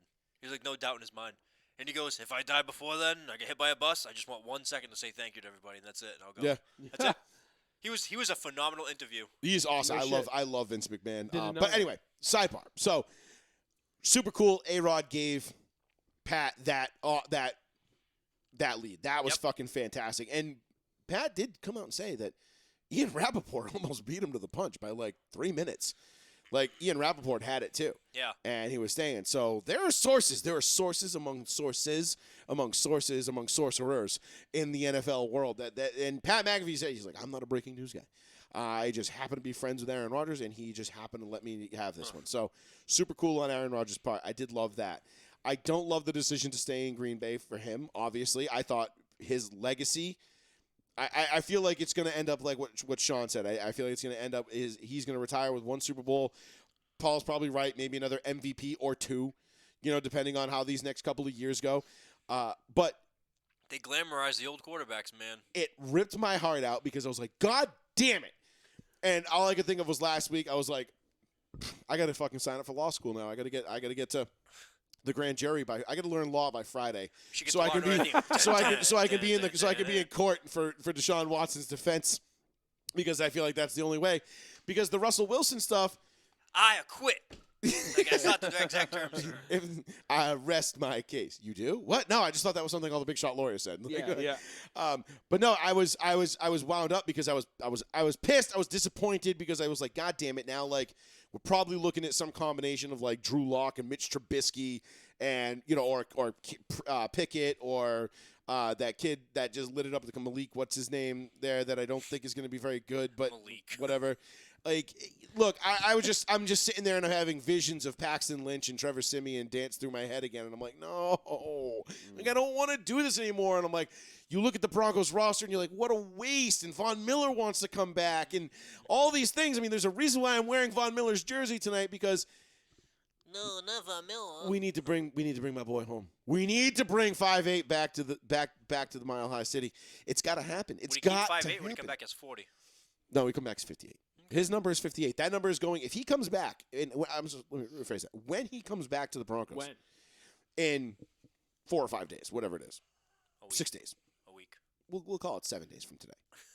A week. Yeah, when it can We'll officially call it 7 days. when it can officially be announced 8 days from today, or 7.5 days from today, and he is back as a Bronco.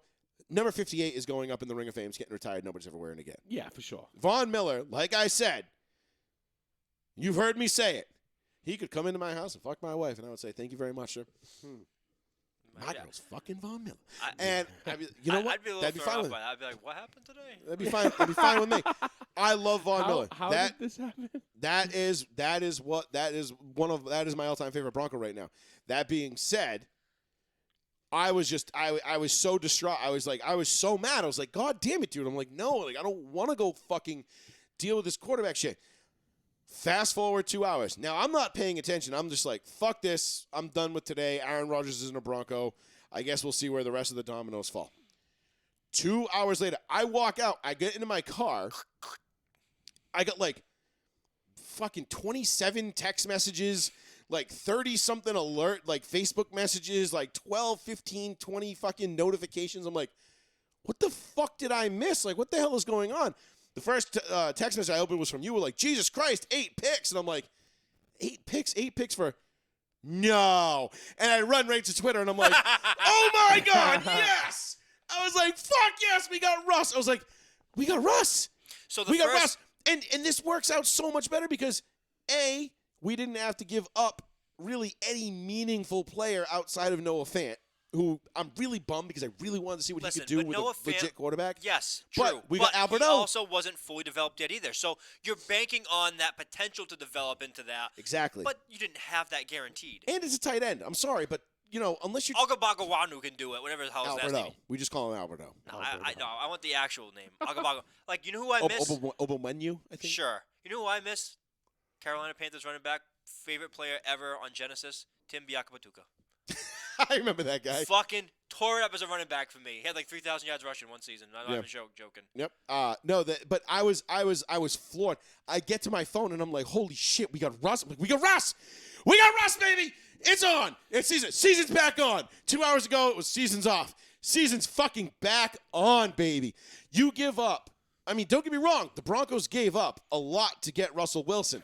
2 firsts, 2 seconds, a fourth? A fifth round. and 3 people.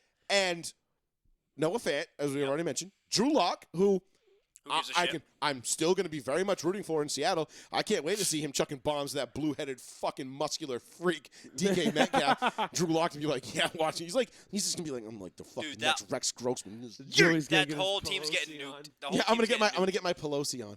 Yay, Drew Lock. I don't want to talk about that. Oh my of God. course, it's Nancy Pelosi. Everything she does is cringy and weird. But No, but the one that really killed me because I loved him was Shelby Harris. His locker room leader. But that's Draymond Jones's contract anyway. Shelby Harris is probably going to be gone after this year, but he was a huge locker room guy. But there's this guy Von Miller who could probably step in and be a pretty huge locker room guy in his absence. So Facts. But the one thing I love about Shelby Harris is he was always good for like that blocked field goal. Like I felt like he would have like 2 or 3 a year where you're just like, boop, and you're like, ha-ha, sucks. I think he had one against the Chargers that ended up like really turning the tide of that game, and when Drew Lock went out and outdueled So Herbert. I think happened. I Don't think when I forget that. texted you, I saw it first on Twitter by just some random like beat Denver reporter who just like breaking news. It's 8 pieces for Russell Wilson to the Denver Broncos. You read picks. And I took that. I thought pieces. I was like, just fucking 8 picks. I was like, holy shit, that's a lot of picks to give That up. is- Well, initially, I called Paul, and I'm like, I'm screaming, we got Russ. He's like, He's like, who, his me? first reaction is like, fuck, that means we're stuck with Wentz. Or Mitch Trubisky, one Hey. or the other. I don't want. Hey, let me tell you something. Jordan Love's available. You can just Is you he, guys- though? He is. Dude, Is he? Rogers said he's available for trade. Rogers is the GM now. Rogers just LeBron James his ass. Yep. I wanted Russ. I know. I legitimately thought if What about A-Rod had gone to Deshaun? Denver, I thought Indy was going to be the one to step in think I'll and go. take Russ. But I guess, I would take him though. I would take Deshaun in Indy. If I was Indy, I would be fucking all in on Deshaun right now. Who knows what's gonna happen? Maybe they say, okay, he's acquitted of all charges, but you're banned for 2 Paul's years. allergies are whooping his ass Dude, they're right now. fucking Yeah, me my up, allergies dude. pretty bad too. Sorry for Yeah. blowing and wiping my nose. Whatever. It's okay. They can't hear you. They're not here to catch your diseases, so it's fine. No, it's okay. But I'm screaming into the phone. The first thing out of his mind is, "Fuck, we're stuck with Wentz," and I'm like, and then to me, and I'm looking and I'm like, initially I'm looking for the compensation. I'm like, what's the compensation? And I see 2 seconds, a fourth, and then the 3 players. There was no mention of the first round picks. I'm like, there's no fucking way we got Russ and didn't give up a first. I'm like, we didn't give up a first? How? And I'm like, there's no fucking way. And now I'm thinking like, oh my God, we could take Jordan Davis at number 9 overall and we get Russ. I'm like hyperventilating. I'm like, oh my God. Like, I'm just like, my erection is raging at this point. I'm like, I could knock over the Empire State Building from here with my boner. Like, just bow. And I'm like, wait a minute. I'm like, this can't be right. So I go to, I hate Mike Florio, but he gets it right most of the time.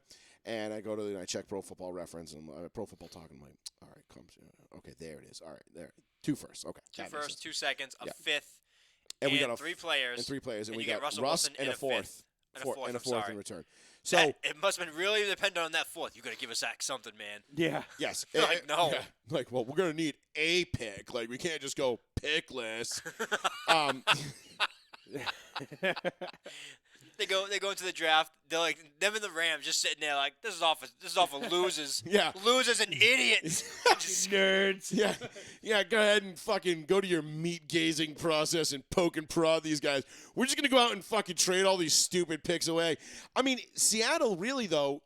If you're a Seahawks fan today, you got to blow it up. well, you already did. Nope, more. You're blowing it up. Listen. I think DK's available. If I was the Indianapolis Colts, I would be kicking down the Seahawks door right now, and going, "What is it going to take to get me DK?" Lockett's available. Wagner's available. That's who I'm saying. They want to get rid of older guys. DK's too young. That's like the face of the team right there. They're not going to get rid of DK. No, I think Bobby Wagner's still the face of the team, but No, I think they'll dump Wagner because Wagner's like what 32, he's getting up there. But he's still a fucking beast, dude. but he has a cheaper contract and he's available for a high probably draft pick. I would say if I had to guess, Lockett for sure because Lockett's 32, I think. Well, already, that's the only 31, thing that's going to hamstring the Colts in that sense is that they don't have a first round pick this year because Carson They got Wentz 3 now. because Carson Wentz decided to gut it out on with 4 fractures in each leg and 2 broken ankles and a fucking broken neck. He's like, I'm getting to that 85% threshold and come hell or high water. And you're like, Wait, God Carson damn Wentz. it. Why Carson Wentz? Because if Carson Wentz didn't play 85% of the snaps this year, the compensation would have been lower. The Colts would have kept their first round pick. Oh, I misunderstood. Okay, I'm sorry. Thank you, Justin. They've already dumped Wagner. What? The Seahawks did. What, was that today? According to a listener, yes. No. Okay, you keep talking. I'm gonna go check this Yeah, out. I didn't know. Oh, he says as the show started, they dumped him. So it makes sense. Get the fuck shit. out of here. Well, that's a pretty damn good fucking. Wait, was he released? He must have been. I mean, I'll be back. What the? yeah. Listen, I don't care what the Patriots are going to do. Get Bobby Wagner. You're over here stealing. First of all, let me just say something. I am not saying shit on this show going forward. Last year I told Joey, I think I'm just gonna draft all the Seahawks players because they're all in like contract years and stuff like that. I'm probably gonna go DK and Russell Wilson. Joey's like, draft DK, draft Russell Wilson. Stole my whole draft theory. This offseason, I'm like, all as a Patriots fan I want is to like re-sign J.C. Jackson, maybe bring back Chandler Jones because he'll be cheaper because he's older. Joey's like, all I want is J.C. Jackson and Chandler Jones. I'm like, what the fuck? And Von Miller. Yeah, but Von Miller, who cares? Like, that's your guy. Like, that's fine. That makes sense. But you're like, the only two guys I want are the two guys that you want. Like, nobody else. Well, I would love J.C. Jackson in Orange because we had the money to blow. That's the thing. Like, we've got the quarterback. Now we can go after the luxury items. Now we can go after because we are now a Super Bowl contender, Sean.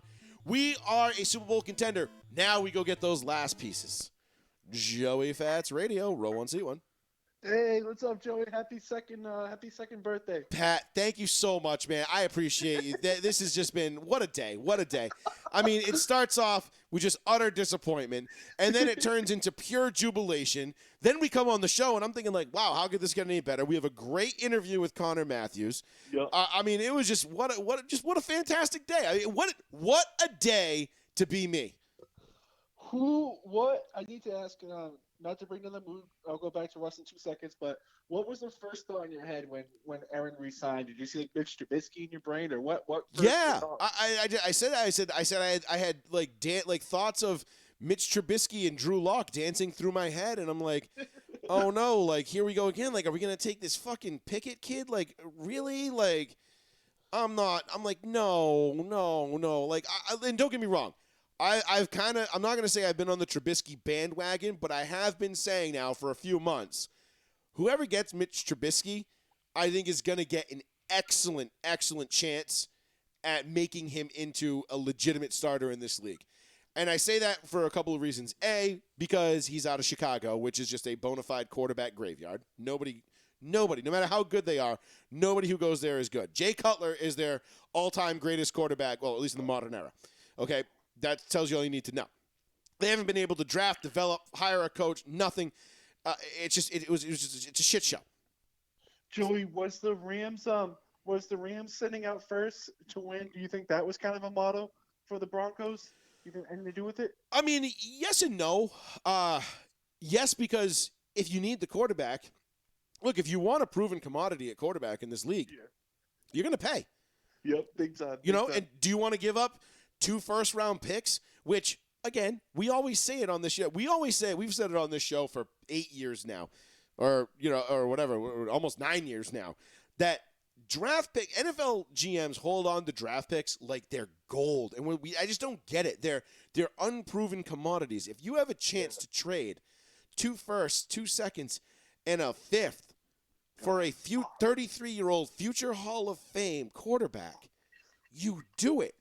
You do it 7-8 days a week. Damn it, that is so true. And I think you guys are going to get Von Miller back. I think there's a ton of wide receivers. And like I said, I have an uncle. I have family in Denver.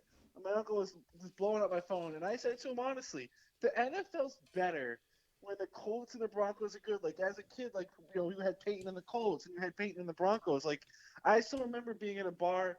Lansdowne bar, that crappy bar, but watching the great, Peyton and the Colts and Patriots playoffs. Like those are just good NFL franchises that should be good. Like the Broncos should be good. We should, and it's been a goddamn shame for 7 years that we haven't been able to find a replacement for Peyton Manning. Now, granted, it took us a long time to find a replacement for John Elway. That replacement ultimately was Peyton Manning. Yeah. Now, it took us 7 years to find a replacement for Peyton Manning, who's now Russell Wilson. And, obviously there's a lot to be, seen here in terms of how this trade is going to be looked at in the future. If the Broncos don't even, if they never get to a Super Bowl, let alone win one, people are going to look at it with a critical eye. But right now, as it stands right now, you have a 33-year-old future Hall of Fame quarterback on your roster who has come out and said he wants to be in Denver. He wants to play at this level for the next 5 to 7 years. That's that. As long as Sierra says so. I know I'm a toolbag, and I joke around about Aaron Rodgers. I don't hate the guy. I make jokes about him, but he's not a course. winner. Russ Wilson's a winner, Joey. You're getting a younger winner. Well, That I guy, mean, is true winner. Rodgers cares about being famous and being like the Kim Kardashian of sports. Like Russell Wilson's a winner, He's bro. a Like you're fake gonna ass. win with Russell Wilson. I mean, Aaron Rodgers is a winner too. Let's not understate Aaron Rodgers. Like Regular I know, season winner for I know. sure. Oh, well, listen, I know we all love to point to like the playoff shortcomings, but you know there was a couple of games against Arizona. One where he put up like 51 points and they still lost. You know, another one where he hit Jeff Janis, the world famous. Row one, seat one, world famous Jeff Janis on a Hail Mary in a playoff game. And then Larry Fitzgerald was just like, all right, I'm going to take this screen pass Jeffrey and Janis. just run it 80 yards. I mean, Aaron Rodgers' playoff shortcomings have been ultimately like we talked about, 2 years ago in the NFC Championship against Tampa Bay. Nobody remembers that Brady threw 3 interceptions in that game. Oh, I know. But everybody remembers Aaron Rodgers did. Because Brady went on and won the Super Bowl. If Aaron Rodgers goes on and wins the Super Bowl, nobody remembers he threw 3 interceptions in that game. They don't care. It's like, well, what does it matter? Sure. So it's to the victor go the spoils kind of thing. I'm not going to sit here and say that Aaron Rodgers isn't a winner. He certainly is. He's got a Super Bowl championship. He's been in the NFC Championship plenty of times, as we know by his less than stellar record in said games. However, Pat, to your point, I am much happier. If you gave me the choice before this offseason started between Deshaun Watson, Russell Wilson, Aaron Rodgers, compensation being equal across the board, I'm going Watson 1, Russ 2, Rodgers 3. And the reason for that being is age. Longevity. Longevity. If I could get if my 5 picks and 3 players are going to get me 2 to 3 years of Aaron Rodgers, 5 to 7 years of Russ Wilson, or 10 plus years of Deshaun Watson, oh shit, I'm probably going to lean towards, the better bang for my buck. Now, I kind of like splitting the diff here in terms of taking the middle option, the 5 to 7 years of Russ, because of what you just said. He is a proven winner. Deshaun Watson is not that yet. Deshaun Watson is electric. He is an amazing talent, and I think he does have the potential and will ultimately become a winner. However, Russ is a proven commodity. Russ has won a Super Bowl. He's been to 2. He's been close to getting back. Should have won 2. People forget the last couple of years how shitty the Seahawks have been. Joey, didn't he want out of Seattle a while ago? Didn't he not like Seattle? These rumors started, what, 2 years 2 ago? years ago, Sierra didn't like Seattle. Yeah. Like 2 years, well, but you started seeing the writing on the wall when Richard Sherman left, Cam Chancellor retired, the whole Dude, all the the Earl Thomas flipping the bird to the sidelines thing. all the former players, things started to kind of go sour. They all talk shit about the organization after they say the organization's full of assholes. Yeah, it was, and Pete Carroll's getting up there in age. He's not going to be there much longer. 74? Something like that. He's older than Bill. Yes, he's the oldest. Anyway. So, Pat, I mean, everything. When you look at this, right? Russ was going to be out of Seattle. I mean, we knew this marriage was coming to an end, if not this year, definitely next year. There was no way in hell. If Russ wasn't traded this offseason, this was going to be his final season in Seattle. I don't doubt that for a second. I'm just happy that my Denver Broncos were able to have a deal in their back pocket in case Aaron Rodgers decided not to go to them, and they could just say, okay, boom, here, 2 hours later, we got our quarterback. Wow. Joey, are you sold on Patton as GM? Oh, absolutely. I mean, if you look at his draft last year, and I won't regale everybody with the Broncos talk, but if you go back and look at the players. You got 4 or 5 impact players in the draft last year that were rookies that are going to be starters. You got, Patrick Surtain is going to be an absolute beast in this league. Javonte Williams he's gonna rival Paul's boy JT in Indy as the best, and Derrick Henry is the best running back in the league this year. This is George Patton, and I'll tell you right now, if he brings back Von Miller, dude, that's it. This man is now walking, he's walking on water for the rest of the time he's in Denver. I know, I believe it. Oh, Joey, can I ask Sean one question? Absolutely. Sean, what do you think? Can you get Bobby Wagner, Chandler Jones, the Patriots, anything like that? Oh, I don't know. Did you ask Joey if I can have any players before he just fucking takes them all? I was gonna say, can we get Von Miller? Oh man, yeah. Dude, I don't even want Von Miller. I remember I just said to Joey like 10 minutes ago, like right before you called in, how I bitched at Joey. He's just stealing my ideas for the last 2 years now. I said last offseason for fantasy, I'm like, oh, I think I'm just going to draft Russell Wilson and DK Metcalf. And that was fucking Joey's strategy. Drafts him ahead of me and all the goddamn leagues were in together.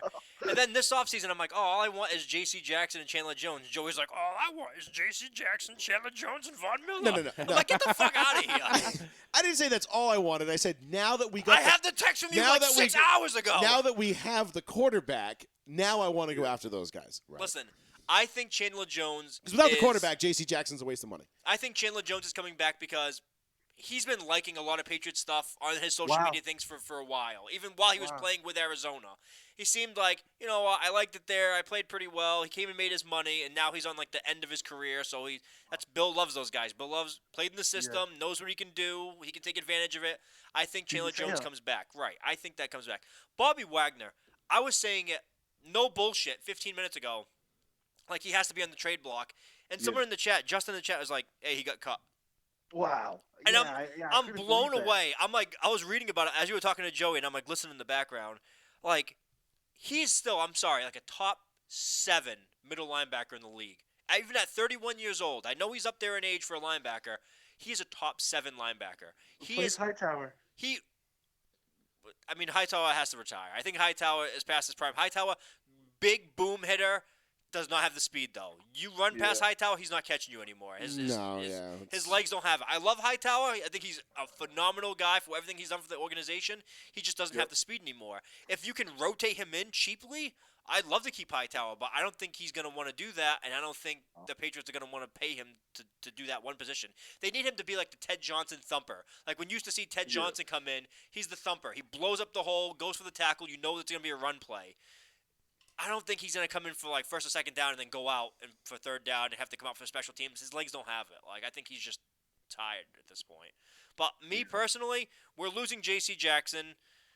We need something offensively, whether we draft guys or we sign somebody. I do not want Amari Cooper. I'm sorry. I just don't want him. Really? Really? I think Amari Cooper would be a fucking phenomenal Because fit everyone says, New England. Amari Cooper's a number 1. No, he's not. To me, I am totally off that train. I do not think he's a 1. He's a low end He's a number 2-3.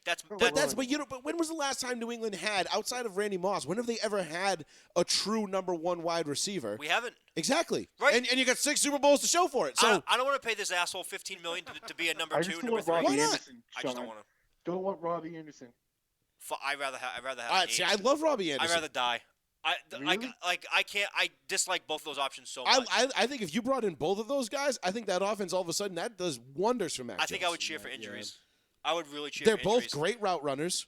They're both speed. They're both like really, really, really, really smart football like guys. I think they would be great fits. I would in that like offense. Amari if he was cheap because I know how they're going to use him and he's not going to be productive. But cheap isn't. But cheap is a relative term, though, right? Because you got to remember, cheap-ish. What you think is expensive this year is going to be cheap next year. When their salary cap goes up another $20-30 million or whatever it's going to go. You're right, absolutely. It's going to be cheap. Like we're talking about Aaron Rodgers, $50 million a year.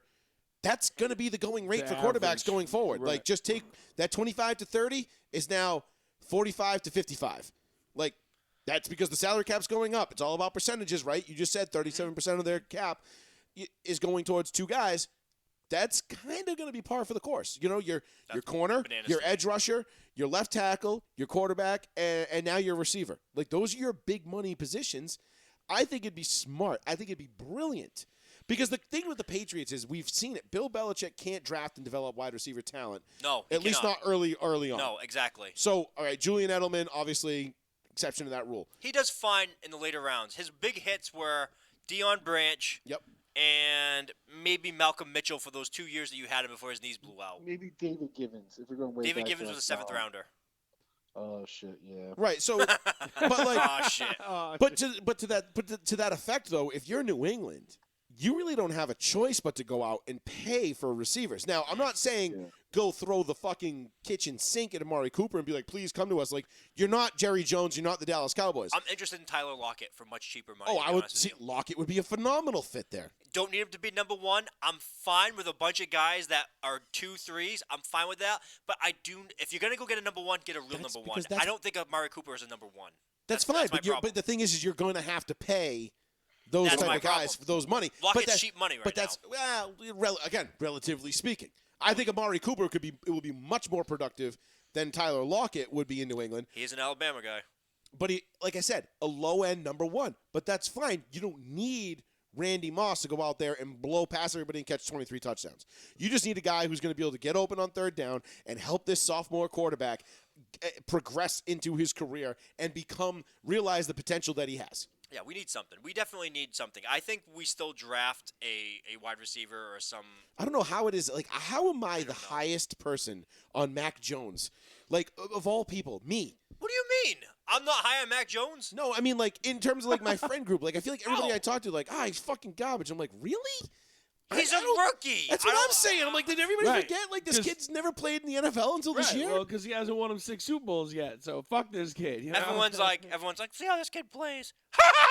Yeah. He didn't win the Super Bowl. Yeah. He threw a pick six. Yeah. Like I love Mac Jones. Like I was praising him all up and down. So hopefully I'm not lumped in there. Pat, As you said, Pat, let me ask you, Pat. If you're right now, your dream free agency starts in 7 days, 1 hour and 52 minutes. Yeah. What's your number one free agent signing? As soon as that clock strikes midnight on Tuesday, next Tuesday night, that clock strikes midnight Wednesday morning. The Patriots are going to sign one person. Who do you want it to be? I would take a top wide receiver. Take maybe Allen Robinson.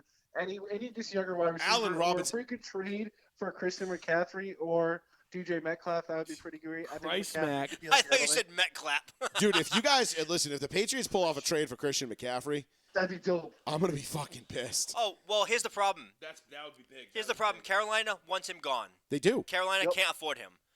They said they will take a second and a pick. The only thing with that is, though, is if you do take if New England takes Christian McCaffrey, I think they're basically bringing him in as a 1-year rental at that point because they're not going to pay him. Yeah, we're cheap as shit. They're not going to pay him long term. That's no. the only hang up I would have with that. And they're right to do so. For a second round pick, see ya. They're right to do so. But I think we'll get into Calvin Ridley in a minute, but like the Calvin Ridley news breaking, I think that really fucking torpedoed the Patriots offseason plans. I told you that was my goal. I want to hear you guys. I'll hang up and listen, but I want to hear you guys talk about Calvin Ridley. You could beat the piss out of some women, or you guys know the dumb shit that happens in the NFL. I won't go on a speech, but like the poor guy got suspended for a year. I'll shut up. I want to hear your opinion on that in a bit. Yeah. I love how Pat goes. Thanks, Pat. Great call. Thanks for the call, brother. I love how Pat goes to instantly. You can beat the piss out of a woman, but anyway. But don't you fuck with the fucking NFL's money? That's all right. So let's start there real quick. Let's start with the Calvin Ridley thing because this was just out of left field. This is the single most mind-boggling fucking thing I've ever seen because I know what Pat is getting at right there. When they put up the list of like Ray Rice suspended 2 games, knocking his girlfriend out. Adrian Peterson, Greg Hardy, like all these guys. Okay, look, I get it. Mm-hmm. I see your point. However, this man is dumber than a box of rocks, and he got exactly what he should have gotten for a couple of reasons. One, the NFL, again, and I've said this on this show many, many a times, up until 2009, Las Vegas, betting sites, any of that stuff, weren't even allowed to run ads during NFL broadcasts. Right. The NFL was staying so far away from all that stuff because, again, it was pretty much on the heels of the Tim Donaghy thing in the NBA. They didn't want that reputation of everything being of things being rigged or fixed or anything or gambling having that big of an impact on the sport. Now, obviously, the NFL has seen the revenue. The players see the revenue. Look, as a player in the NFL, there is something that you are not allowed to do. Porn. Bet on games. Damn. You are not allowed to gamble. Now, I know these players will throw throw their boys a couple stacks and say, hey, go throw something on this game for me. Totally legal. You can't do it on your own. You dipshit. You used your own name, your own social security number on your own DraftKings account or whatever the fuck it was, linked directly to you. There is a company that is paid to narc you out. Yeah, I think his username was Ridley of the Falcons. Yeah, like No, I'm just making. I was like, Jesus Christ, man. The Calvin Ridley thing. Like, He didn't hide it. shame on Calvin Ridley. Clearly. Shame on you, you fucking boob. But wasn't this the guy that just quit because he Had mental health issues. And then he was gambling on the games. And then he goes and he says, and then to make matters worse, he comes out on Twitter and says, I only bet $1,500 and I'm getting a year. LOL. Good luck getting reinstated, bro. Good luck with your reinstatement, because let me tell you something. The NFL is they needed something like this to happen because they need to make an example out of somebody. Sure do. And this is going to be a deterrent. Listen, I think there's a decent chance. I'm not saying it's going to happen. I think there's a decent chance now that Calvin really doesn't get reinstated. Potentially. There is a potential that this could turn into a lifetime ban. Yeah, that's on the Absolutely table? it is. It's up to good old Roger Look. Dickhead. Let me ask, you work in finance. Sure do. If I work for an investment company, or I work for an investment company, there are certain things that I'm not allowed to invest in because my company has insider information that would be against the rules, Against laws, against the actually. law for me to invest in them. Yeah, it's called Right? conflict of interest. Conflict. Thank you, Insider Paul, trading. for thank you. No, thank you for simplifying that for our listeners. It's a rule. It's a law. If I work for this company, I'm like, God damn it, why can't I invest in that? I could make $1 billion right now. Nope, you can't do it. Otherwise, you're going to jail. Why? Is that fair? Yeah, it is fair. I love my company. I love my company so much that I'm going to sell all of our stock before it crashes tomorrow morning. Like, no, you can't fucking do that. There's a reason why these laws are in place. The NFL is the same thing. Except for Dick Cheney. Dick Cheney can do it. Oh, Nancy And Pelosi can do Nancy it. Pelosi, yeah. Nancy Pelosi's fucking got that shit locked on. Yeah, she is the. So that being said, there are certain things that you just can't do as an NFL player, coach, employee, whatever. Betting on games is one of them. You don't like it? If you want to go bet on games, don't be an NFL player. Sorry. Bro, I know people are like, have oh, somebody else do it. what's the big deal? What's the big deal? It's a big deal because he's using information that you are not privy to. Can you imagine going to Vegas knowing Alvin Kamara just called you and said, hey, bro, don't tell nobody on the low, but I ain't playing on Sunday. And you go to Vegas and you bet the farm against the Saints because they still think that Alvin Kamara is playing on Sunday. All of a sudden, an hour later, Adam Schefter, Alvin Kamara is listed as out for Sunday's game. And you're just like, ha, ha, ha, got my bet in at those odds. Boom, just made a ton of cash. Give me $15,000. That's called insider. That's equivalent to insider trading on Wall Street, Right, which right. if you pose it to these people, because all the same people that are sitting there going, what's the big deal? He's just betting on games. What's the big deal? Fuck it, come on, relax, ease up. Those are the same people that are like, we are the 99%. Occupy Wall Street. Down with the corporations. It's like, no, you can't no. You can't have your cake and eat it too, asshole. Like, you got to pick a lane and stay in it here. It's very cut and dry. The NFL is very black and white about this. There is no gray area here. No. None. Calvin Ridley could bet on games if he had told somebody else to go bet on these games for him. Now, granted, he could still get dimed out, but whatever. Not his problem. I mean, it is his problem, but not. Good luck proving it. Right. You'd still have Without to prove his it. name and shit like that. Right. Granted, the NFL, I feel like they've got I feel like the NFL is like the CIA, the FBI, and like Delta Force all wrapped up into one. They're just like, we got wiretaps on everybody. Shit they Also, find out. Like the NFL's going to be like, hey, listen, bro. Football season starts. These gas prices better come down. Okay, these buses we going to run around. Okay, take And the these teams Jets. to the and the Jets. Putin. Bro. Do it. Do it. And then I feel like Putin would be like, fuck. They got that video of me with that fucking 6-year-old chick. Like, what the fuck? Like, Jesus. well, I just assumed the guy's a fucking monster, so he's probably a rapist. I mean, Yeah, true. Probably that too. Yeah. And a pedophile on top of it. Yeah. Everything. obviously, it's fucking Vladimir Putin. He's not a nice guy. Oh, I know. Let's just safely assume he's a piece of shit. Hey, props to the Falcons where props are due. They've known about this for 2 months, and they were told they could not say anything. They've known for 2 months. Well, yeah, because they didn't want Big Daddy Roger coming down with the band Several hammer. teams have reached out via trades, and they said they've ignored those conversations. No. Just flat out ignored them. Oh, shit, sorry, you called. My bad, I missed They that. said in good faith. I have my phone on vibrate, dog. They said in good faith they didn't even return those calls. Now, the Ridley thing, again, and to Pat's point, Tyreek Hill, Adrian Peterson, all those guys, they did horrible shit. The NFL is willing to look, if you're good, the NFL is going to look the other way. They always have, they always will. I hate to say it, but look, we live in a society, perks of the job, man. If you're excellent at your job, you're going to get away with shit at your job that other people aren't. It's just that simple. Right. Unfortunately, not all of us are created equal in the eyes of our employer, okay? Some of us have more value to our employers than others. Some of us have no value to our employers. Those people can be cast away or made examples of. In this case, Calvin Ridley. Do you think the NFL gives a shit if Calvin Ridley never plays it down again? No. The guy goes out with mental health issues. He quits on the Falcons. He fucks the Patriots' offseason plans big time. You think Bill Belichick was sitting there hearing this information going, you got to be fucking kidding me, if he didn't already know. You got to be kidding me. I mean, his dog probably knew about it. His dog, Nike, was probably like, woof, woof, woof. And he's like, watching the 4 computers in front of him. And Bill Belichick's like, are you fucking kidding me? What do you mean he's betting on a parlay? Like he's like, whoop. You see one of those animated dog hands, it's clearly a fake, push across a note across the table.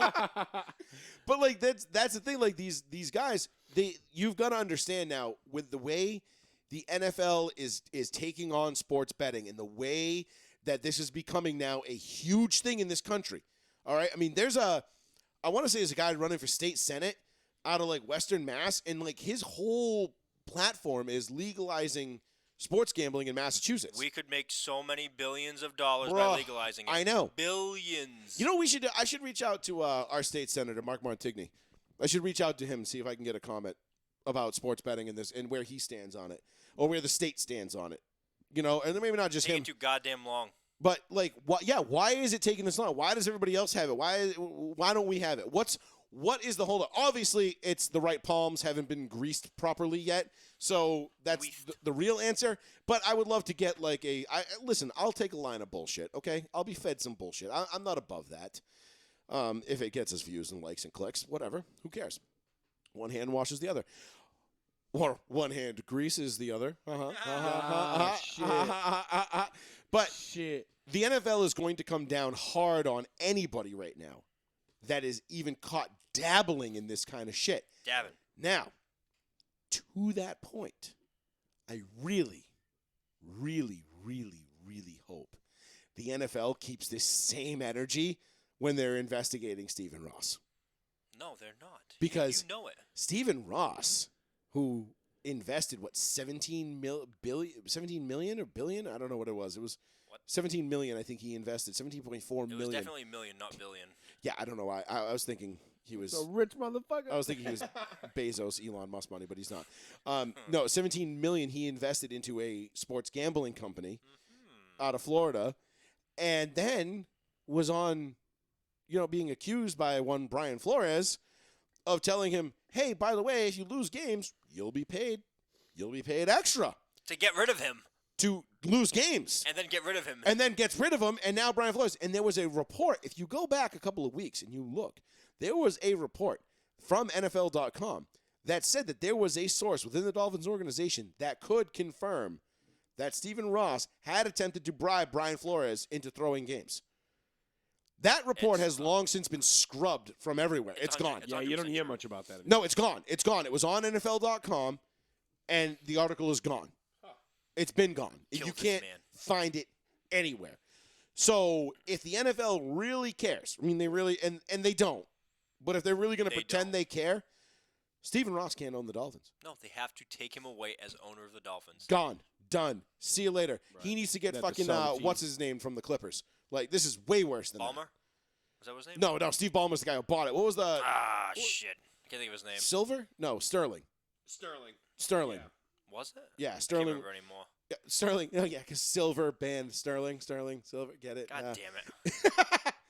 But that needs to happen because Stephen Ross can't own the Dolphins if this is the case. If Stephen Ross was willing to pay Brian Flores $100,000 per game he lost in order to secure the number 1 overall pick, which happened to be one Joey Burrow, that can't happen. That cannot be a thing because listen, if you think Calvin Ridley betting $1,500 on DraftKings sabotages your credibility as a league, what does an owner of a team bribing his coach to throw games in order to get a draft pick, a la the Houston Rockets in 1980, whatever, when they went for Hakeem Olajuwon? Like, what does that do to the credibility of your league? You know what? The more I think about this, let's keep Stephen Ross in there. He's an ignorant asshole. He's done me really well as a Patriots fan. He's a terrible Michigan fan. He's terrible. He went to Michigan. He should have gone to Ohio State. Minnesota. And I hate Ohio State. Minnesota. 774-992-8702. That is the phone number. We got about 10 minutes left before we wrap this thing up. But let's put a nice, happy little bow on this. Let's go back to the Broncos. There's nothing happy about Mitch Trubisky to the Colts. That's true. Dude, you're real quick. Fucked, bro. You're fucked. Well, all right, so perfect. I've Paul. underplayed a little bit on how fucking pissed off I am about fucking Russell Wilson going to the Broncos. I'm not mad about it in terms of like, oh, fuck the Broncos. I don't want them to do well because they have a good, I don't want them to get a good quarterback. I want them to get a good quarterback. Not fucking Russell Wilson. Who the fuck are we going to get now? How do you feel Maybe about Jimmy Garoppolo or some shit when fucking Niners Actually- dump his ass? Actually, yeah, I think Which Jimmy- I wouldn't be mad about. Just not I brought that fucking up. Mitch Trubisky, dude. So let's. and not Wentz either. I don't fucking want him again. Nobody wants this him. is a perfect segue, and I'm glad you brought this up because Kirk Cousins? who here, who are the No. big, who are No, the, we're who are the wasting big, talent. who are the big losers here? Colts. So the Colts obviously are one. Well, Again. yeah, but look, let's Wasn't losing to fucking Lawrence in the fucking last week of the season enough? God damn it. let's be fair to the Colts here. No one really tied the Colts to Russell Wilson except me and maybe like a couple other beat writers. Like Yeah, a couple. Nothing like it wasn't. Nothing, It wasn't like A-Rod to Denver or like Ian Rappaport, Adam Schefter, Yeah. Adam Shine. They're like, Right. This is Listen, where he's going. I get it, but I'm saying like it creates a domino effect after the fact. It creates a butterfly effect, essentially. Exactly. So So it sets him up to be. Everyone knows they need a quarterback. They're like, listen, Carson Wentz is dog shit. Carson Wentz is like, I'm right here. And like, Jim "This is Irsay- dog shit. And Jim Irsay has come out and said, get rid of Carson Wentz. I'll eat the money. I don't care. Yeah, I Get me a know. He's quarterback. standing right there. Jim Because- Irsay has come out and said off the record he doesn't give a fuck about the finances. He wants to win. Because Jim Irsay knows we can't hold the supporting cast too much longer. We No, need exactly. that You final have a window. piece, dude. Yeah. Right, your window is Darius wide Leonard, open right now. Defoe, fucking all these guys, Taylor even, whatever. And we don't have much of a receiving core. I mean, like, Mo Alley Cox, I think's coming Hey, back. Quinn, how you doing, man? Yeah, great. Quentin, I mean, I love our How do you feel about learning law to get Deshaun Watson out of I would love. Now wait. Does Deshaun? Because I don't know what what the parameters are of Deshaun Watson, like given Nobody the does. legal case and what the Texans can do with him. They can do whatever they want. Texans can do But whatever they want, would but I they- think they have to release him after this year. They have to anyway, so Deshaun can go wherever he wants. Because I don't After think this that, season, yeah. right? Because Houston wouldn't dole him out to a fucking division rival, is what I was getting at.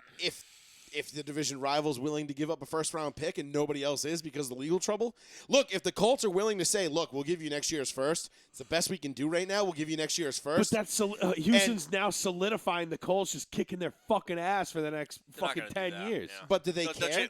trade him to. But the biggest rumor was, even before all this happened, was that Deshaun wants to go to the Eagles. That was the other rumor, is that and the Eagles were very interested in that happening. I mean, if you were the Eagles, But now, would you not be interested in the Deshaun Seahawks Watson? have a dickload of picks. The This is also Seahawks true. can also say, we have 3 first-round picks. Yo, Deshaun, bring your freak ass up to Seattle. mean, yeah, we got some you. masseuses Pete for you, Carroll, dog. freak, you, also a freak. Yeah. We have a So- bunch of freaks, and the DK Metcalf J- having foursomes with like 14 chicks, With his- whatever. he's got blue hair. Like, what? This is perfect. Foursome. I didn't stutter. 14. I'm just thinking of A the bunch of math. them, a bunch of them, no, a bunch. Remember I no, think that's just called an orgy. I think No. that's a 16. no. Some. Do you remember like the whole story with DK Metcalf like from a few months ago? No. This girl called him out on like Instagram, and she's like, this asshole had become like drive 2 hours to his house, and he already had finished with like 2 other chicks, and then like he was like, oh sorry, like I forgot you were coming. Like he invited like all these women over, and they could up to the house, and he was already done. Yeah. And she was like all pissed off about What it, a saying, boss. saying he's a piece of shit human being. And it's like, He's well, like, sorry. Here's a prize. He takes his little dangly cross earring off. He's like, here you go. You don't remember that? Here's my Lawrence Taylor Memorial. so yeah, that was like a cross true No, I story. didn't hear where about like that, no. he invited like mad women back, and he's like, hey, I'm at a bar. I met these two chicks, and they're interested in doing like this orgy thing. You interested in coming by? And he said the same thing to like several other women. He's just casting a big net. seeing Yeah. yeah. So a few of them showed up. That's why I said he had a foursome, and there was like 16 people that came by, and they're like, it's already over. Sorry. yeah. You missed the orgy. It's fucking awesome. Sorry, you missed the orgy. There's a gift basket. I don't know why he's Derek Jeter now, but there's a gift basket by the door. It's someone. It's just a courtesy. Yeah. You should be doing that. as a Right. player. I mean, you should. Yeah, absolutely. This is your parting Like gift. with like a Rolex in it or something like whatever. Oh man. I mean, Hey, my God, this is a courtesy basket, it's not a retirement party. I would love to get like one of like Jeter's like gift basket receivers What? on the show, like just to tell it. What was I in was like, the, wait a minute. What was in the gift basket? One of the girls. One of the girls talked about it. Anonymous. They can be anonymous. Yeah, No, one of the girls. No, someone talked about I it. don't want to hear anybody else talk about it. I want them to talk to us about it. Oh, okay. Duh. Yeah. Jesus. I would like to know too. I would too. What's in there? So I know it was like a bunch of signed memorabilia, shit like that, like baseballs, jerseys. It was one signed baseball. Oh, really? Just one. Just one. Just one. One signed baseball. And- A hold of his And you know what? dick. You probably just get the initials, DJ. DJ. I Yeah. can't stand that with players now. I love collecting like autograph shit, and all the new draft guys now they just do their initials. I'm like, Oh, if- Sean. This means nothing. Speaking of that, do you think this Drew Lock holographic rookie Broncos card is now worth more money? do you know who's you know who Bah. actually probably wants to buy that? Noah Fant, who said, "Fuck, my quarterback is Noah Fant," and it gets traded. Fuck my not Noah Fant. Drew Lock. It's Drew Lock. Yeah. His Gets quarterback is traded. Drew Lock twice. Damn it, my quarterback is still Drew Lock. Or even worse, could be Geno Smith. God damn it. No, ain't gonna be Ooh. Geno. I know. But as far as losers go out of today's, so like it looked like the Broncos were going to be the biggest loser because Aaron Rodgers decided to stay put. They had that piped up. Oh, big time. They do because as soon as Pipe it up. as soon as Aaron Rodgers said, "I'm staying," they said, "All right, initiate Project Russell Wilson," because they like, "Oh, we had this in the deal for 2 weeks." Of course you did. It says if Rodgers stays, we'll do this deal right now. Yeah. And that was when it happened. And you shut your face about it. Exactly. Because if one thing comes out about this deal being a potential thing, we are pulling it. I'll kill you. and you can Shoulder. say goodbye. Shoulder. You can say goodbye to your fucking rebuild. Other big losers. So obviously the Colts. I mean, we're talking about the Colts as being a loser, but we don't know that the Colts were ever actually in it for Russ or A-Rod to begin with. I got a big loser. They're a loser in the sense that, okay, you might end up with pick one: Jimmy G, Carson Wentz, Mitch Trubisky. Now, I've been saying Come on, for a couple of Jeffrey, months. You can do it. I've been saying for a couple of months, I like Mitch Trubisky this year. I really think he's going to be one of those like kind of comeback player of the year Just agree with me. candidates. Thank you. Yeah. I like No, it. I'm just saying. Don't sell Mitchy Tribs short. If Yeah. we get Trubisky, I'm going to be like, goodbye, Darius Leonard's career. Goodbye, DeForest Buckner. Goodbye, No, Jonathan you know what you can do Taylor. again? You just pray for injury. Just be like, man, I would hate it if this guy lost both Yeah. ankles right now. Well, yeah, if he didn't play 85% of the snaps, it still cost you a first-round pick. Other big losers, though, the three other biggest losers today were the Pittsburgh Steelers, the Washington Redskins, or Commandos. Commandos. Commanders. Commanders. Commandos. the Redskins, and the Carolina Panthers. Oh, you're missing a fourth loser. Derek Carr. Oh, right, yes, and then Derek Carr, right, and then the Raiders.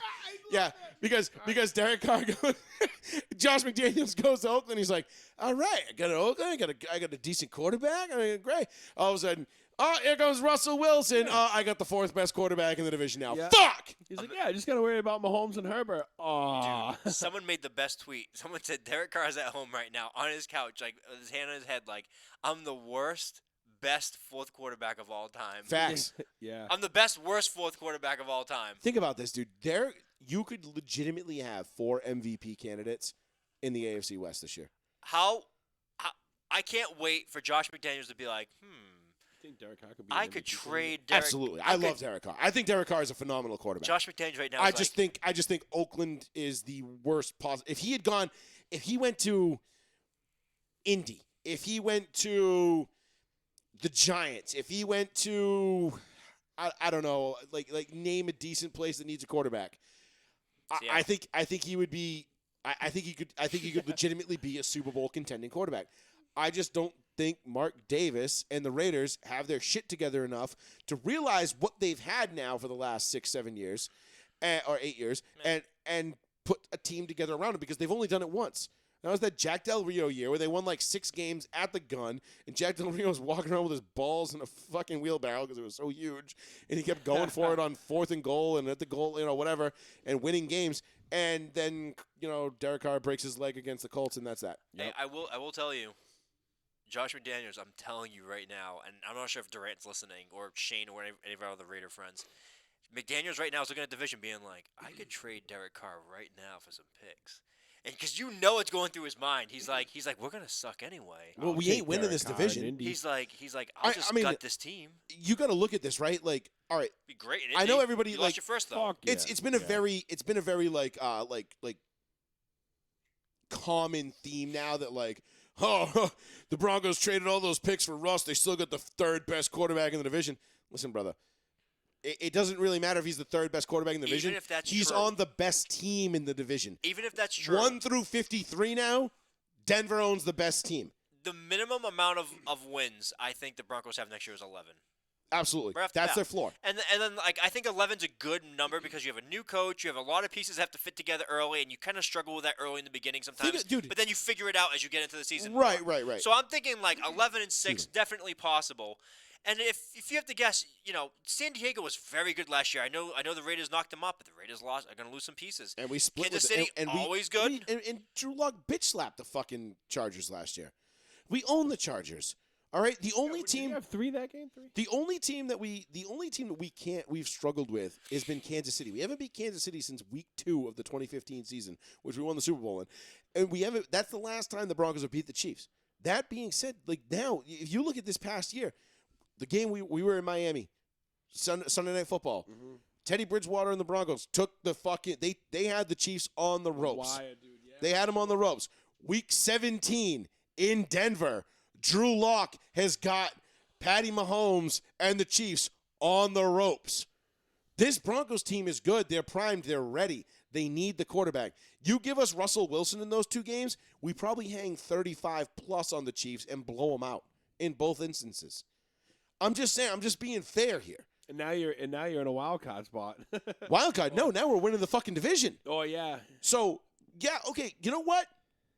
If you want to say Russ Wilson is still the 3rd best quarterback in the AFC West, fuck it. You want to say he's the 4th best quarterback in the AFC West. Guess what? The Denver Broncos are the best team in the AFC West. It doesn't – all we needed was somebody who wasn't Teddy Two Gloves or Drew Lock. And we got Russell Wilson, a future Hall of Famer. 1 through 53 now, the Broncos are the best team in the AFC West. The Chiefs are still going to be the team to beat because – Mahomes, they still got a pretty good team, but they're losing pieces. Speaking of people leaving, what about the Honey Badger, Sean? Would you want him in New England? Nope. No? No. I would love him in New England. Too much of a crazy asshole. I know, but I think he would just be a fucking because he's another Belichick guy. But you know what the problem is? I feel like he's like a Belichick kind of guy. Like he just knows so much about football. He's so insane that if you were able to channel that energy. Like Belichick has been shown to do time and time again. He's also been tweeting out he wants to be a Raven. Like, not so subtly. I think he's a perfect Raven. Not so, yeah. Because you know why? Perfect Raven. He's really much a lost cause. After a game, people will be like, wow, what a game. And he'll be like, fuck you, disrespecting me, piece of shit. And next week, everyone's like, oh, you had a bad game this week. Yo, I love this city. Like, he has very bipolar personality. He's like weird. Yeah. Fits perfectly in Baltimore. But Harbaugh, I think Harbaugh and that culture in Baltimore would be perfect for him. Absolutely. Baltimore, New England. So Darius Smith is going right back to Baltimore. I think Pittsburgh would be a good spot for him. I think Miami would love him too. Dude, Miami's going to give all the money in the world to J.C. Jackson. I don't think they'd be wrong to. I mean, look, when you look at all that happens. If you look at the league leaders in interceptions over the last 10 years, Richard Sherman leads that category. For corners. Yes. Richard Sherman leads that. This is the last decade. This is going back to 2012. Yep. Since then, I think Richard Sherman had like 32 interceptions. Yep. J.C. Jackson has 26. Yep. And he's number 10 on that list, and he's only been in the league for 3 years. Yep. Wow. I mean, think about that for a second. Yeah. Oh, this kid's a ball hawk and a half. Yeah. I mean, this is, and the thing I love about J.C. Jackson, he fits the mold, and I still think like people don't give Champ Bailey the respect he deserves, because Champ Bailey to me is the greatest corner of all time. Not maybe named Chuck Woodson. I think if you want to put Chuck 1 and Champ 2, I'd be okay with that. But I still put Champ number 1 because Champ was a playmaker. He was a tackler. He wasn't afraid to stick his nose into the run game, make plays, punch the ball out, go out, get interceptions. Chuck Woodson was the same thing, right? Those two guys were kind of cut from the same cloth. They're all-around great football players. J.C. Jackson is starting to creep up into that echelon of playmaker. Why do you think I don't want him to go? In this era, that is a tough thing to do where you get spread out. You can avoid a corner so easily now.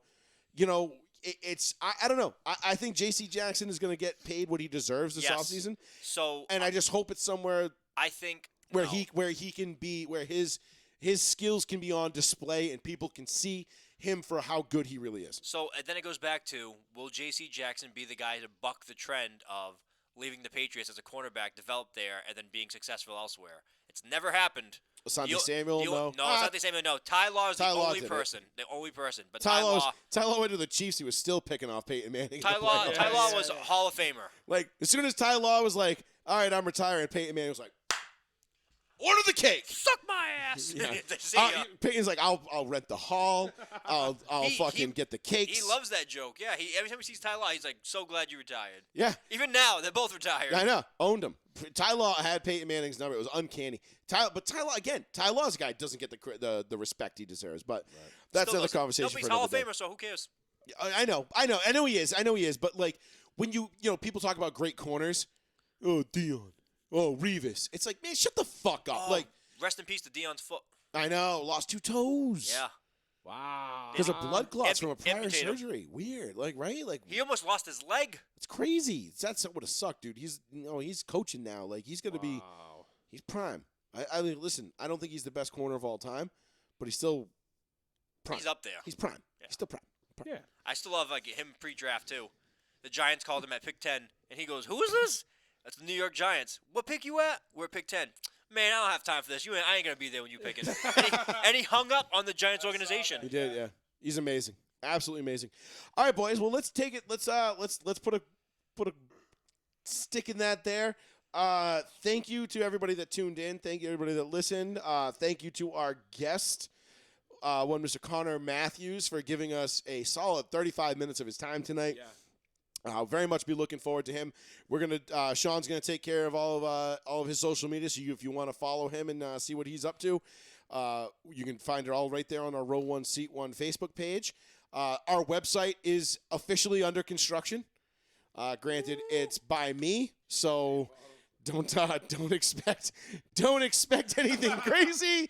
But don't expect anything soon. But I am working on it. It should be up and running hopefully by the end of the month. And I'm already working on my first article for it. It's going to be a NASCAR article. I'll give you that. But it's going to be a NASCAR article that I don't think you're really expecting. So, or maybe you are. I don't know. But either way, thank you, everybody, for tuning in. Thank you for listening. We appreciate you. Make sure you give us a like and a follow on Row 1 Seat 1 Facebook. And make sure you go check us out Spotify. If you listen on Spotify, give us that 5-star rating. That means everything to us. The more of those we get in the shorter amount of time, the better off we will be. Please, we need those. I don't ask you guys for much, but that's one of those things. If you've got the opportunity to go ahead and do it and you're listening on Spotify, the show will be up on the Spotify within the hour. Please go ahead and do so. So check it out. On that note, for Plizzy and Mrs. Sean Bettencourt, Sean will be off next week. I'll be off. I'll be in Florida. You'll be okay. You'll be in the deep south. The southernmost part of the country. So it'll be Plizzy and I next week just talking free agency. Yes. Probably shit going to be flying left and right. We're going to be It depends. I'm hoping so. I'm hoping a lot of stuff goes on in free agency because I really want something to talk about. It depends. With the Colts next week. It's just me and the wife. I need to know. Just me and the wife. No little kid. No driving has to be done. I might be intoxicated the entire time I'm there. If I call in, I'll be like, where is it? Hey, Carl McGregor! We're going to get a call from Sean. He's going to be like, well, the Patriots and J.C. Jackson were shooter. Yeah. You might get the whole line by accident. Yeah, that's what I'm not. Thank you, everybody, for listening. And delete this whole show. For Row 1 Seat 1, Paul, Sean, I am Joey Fats. We'll catch y'all next Tuesday night, 8:30 p.m. Peace. Adios.